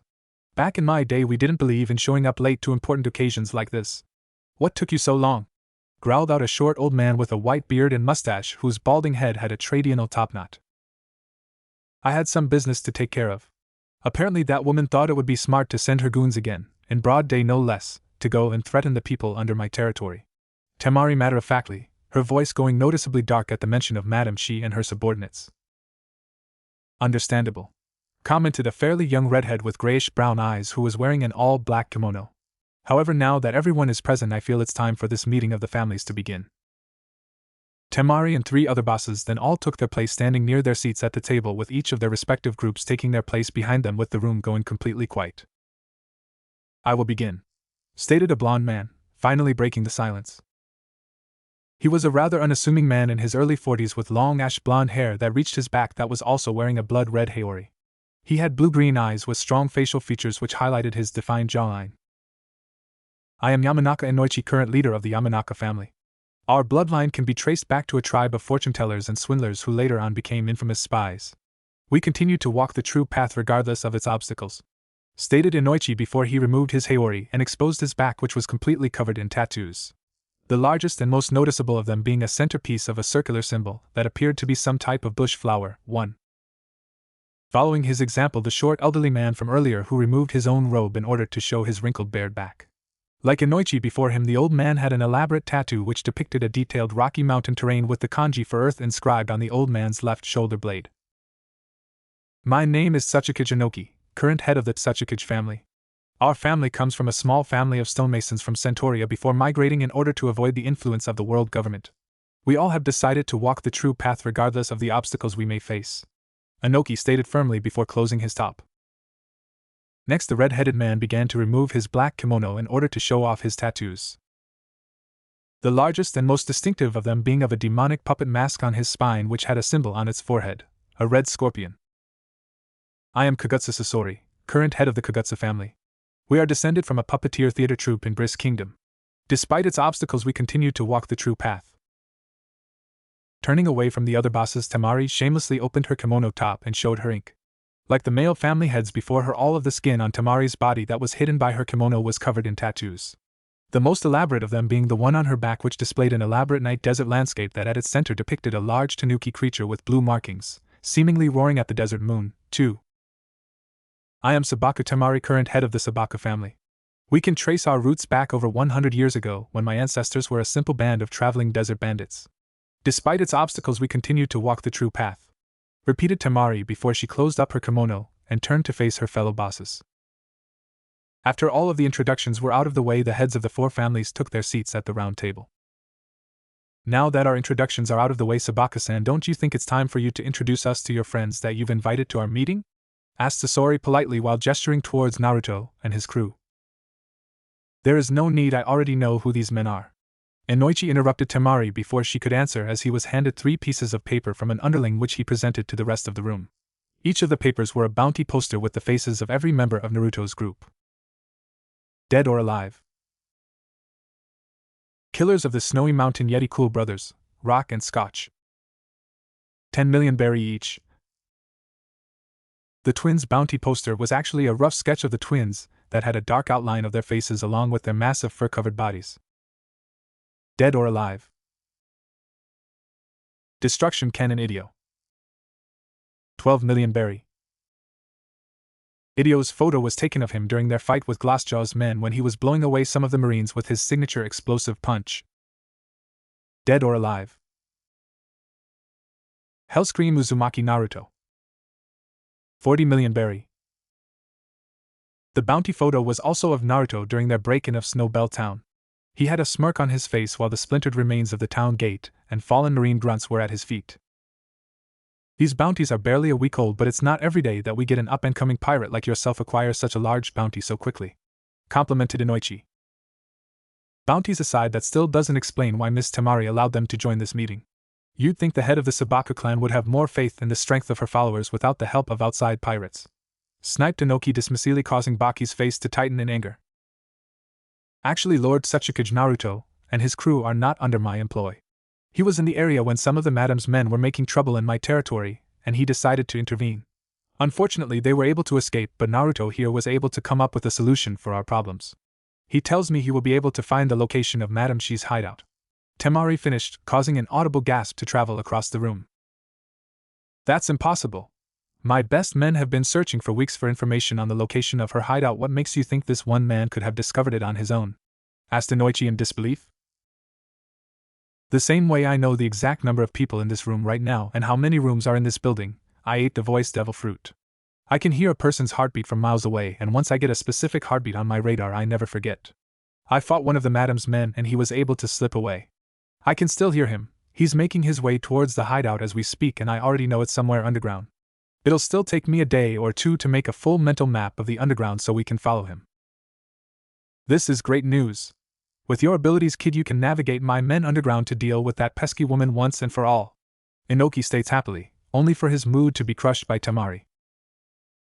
I hate to break it to you, Tsuchikage-sama, but your people won't be a part of this mission. My men and Naruto's crew will be more than enough to handle her. exclaimed Temari firmly before giving Inoki an almost knowing look that stopped any further protest he might have had.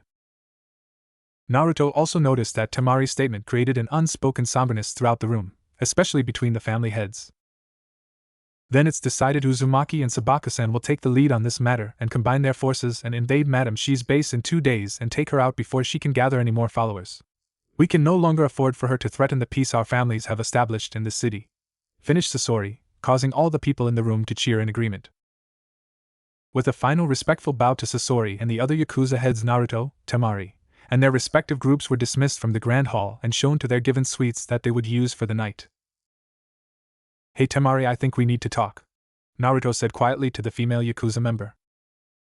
Deciding to let both of their groups get acquainted with their rooms, Naruto and Temari found an empty hallway where they could talk privately. "There is something more between you and this Madame Shi that you're not telling me." "What makes you say that?" "Let's just call it a pirate's intuition. Listen Temari, I'm not trying to judge you, but if we're going to work with one another then we need trust so that we can watch each other's backs. As a captain, I can't afford to put my crew's life in the hands of someone with a possible axe to grind that we don't know about," Naruto lectured the female Yakuza head whose face stayed neutral. "Don't tell me you're making excuses because you have cold feet now, Naruto. Listen, if you don't want to help me fight then you don't have to. If you and your group are too scared then you can fall back and let me and my people handle it ourselves," snapped Temari, who tried to make her way back to her suite, only for the larger blonde to block her path. "This isn't about me being scared, Temari, it's about the rage you have towards this Madame Shi. I know this has something more to do with her just disrespecting your territory, so spill it," Naruto said to the blonde, causing a frown to form on her previously calm and beautiful face.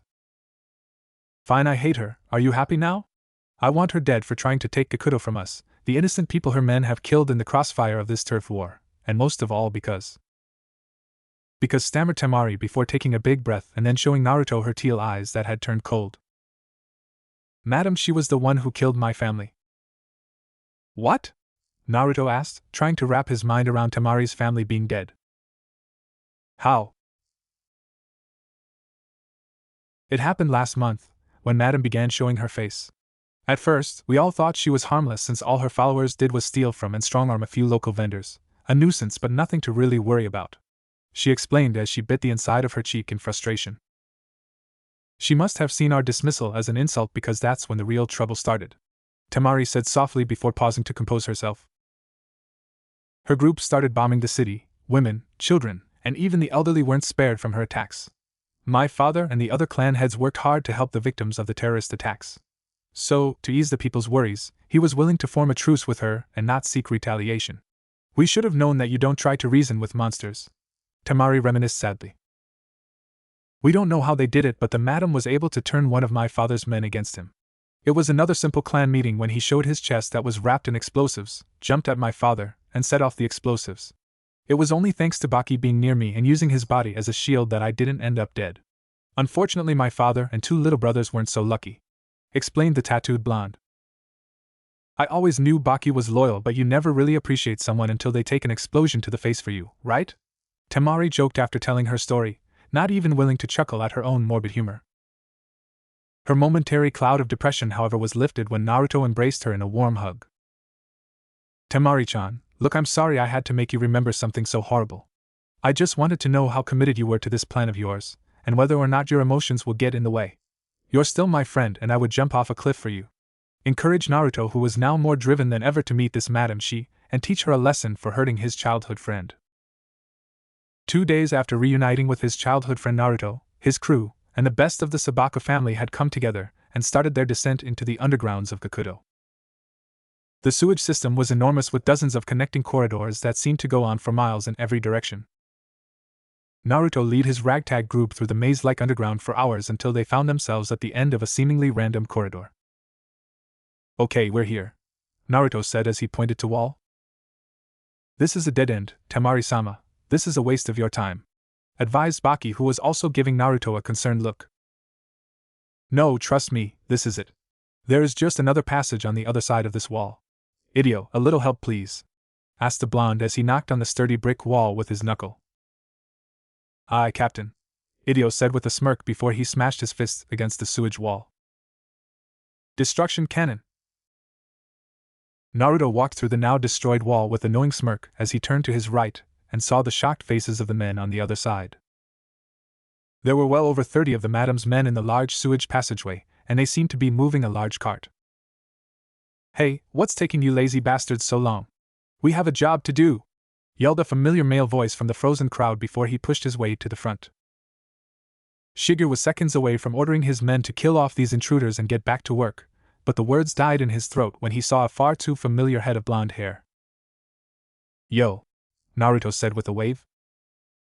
"One ass kicking later?" Temari looked through the pile of beaten men until she stumbled on one who had stayed conscious. She grabbed the man by his collar and lifted him up till he was eye level. "Okay, now that the violence is out of the way, how about you calmly tell me what you and your buddies were planning on doing down here with those explosives? And why do you have this map?" she asked sweetly while pointing her thumb at the now open crate of explosives. "I can't. If she finds out I told you, she'll kill me." He tried to beg, only to shut up once he saw the ponytailed blonde's murderous stare and her reach for her signature weapon. Naruto had to turn his head away as he heard the ugly metallic thud of Temari's fan bashing against the defenseless grunt's skull. He had forgotten how violent his friend could be when she didn't have her way. "All right. She told us to place as many explosives as we could around all the most populated areas of the city. We were just now finishing up. She said if she can't rule over Gakuto, then she'll blow it off the map," he confessed, his face now a bloody mess with several teeth missing. The revelation made the tattooed woman's eyes go wide at the idea of all the death and destruction Madame Shi's plan would cause.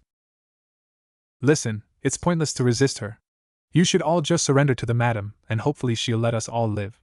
Even though you made it past us, you still won't be able to touch her as long as the 3 generals are around," he warned before Temari knocked him unconscious with her fan. "Baki, you and the rest of the men need to go to the surface, alert the other families, and start looking for those explosives. Now!" Temari ordered Baki, who was hesitant to leave his mistress, but a strong glare from the tattooed woman was enough to get him, and the rest of the men to collect the unconscious thugs and move out of the sewer at breakneck pace. With that business handled, Temari nodded to Naruto, who guided his comrades further down the underground waterways. They moved further and further down the sewer until Naruto stopped in his tracks and placed one of his hands on the wall. "This is the place. My echo map is telling me there is a room behind here. We just need to find the entrance," the blonde explained while Temari and his crew helped him search along the bricks of the wall until Temari put her hand on a particular brick that shifted under her touch. When that brick was pressed, a large section of the wall sunk underneath the ground and a new passage was opened to them, and they proceeded down the path. However, they failed to notice the pale orange surveillance transponder snail watching them from the ceiling. After exiting the downward passageway, the small group found themselves in, of all places, an underground warehouse. They were currently in an open space with metal shipping containers lying around. Revolving around them were dozens of large shelf aisles that created a semicircle design. The warehouse was large, with its ceiling being over 50 feet high with an elaborate crane system rigged overhead that seemed to span across the room. The added space was a blessing for Rock and Scotch, who up to this point had to crouch to get their massive frames through the secret passageway. They could now stand tall without fear of bumping their heads. The group randomly picked an aisle and began exploring, while Naruto used his echo map to form a clearer picture of this room and its possible exits. When combing through the warehouse, the group took note of the numerous firearms,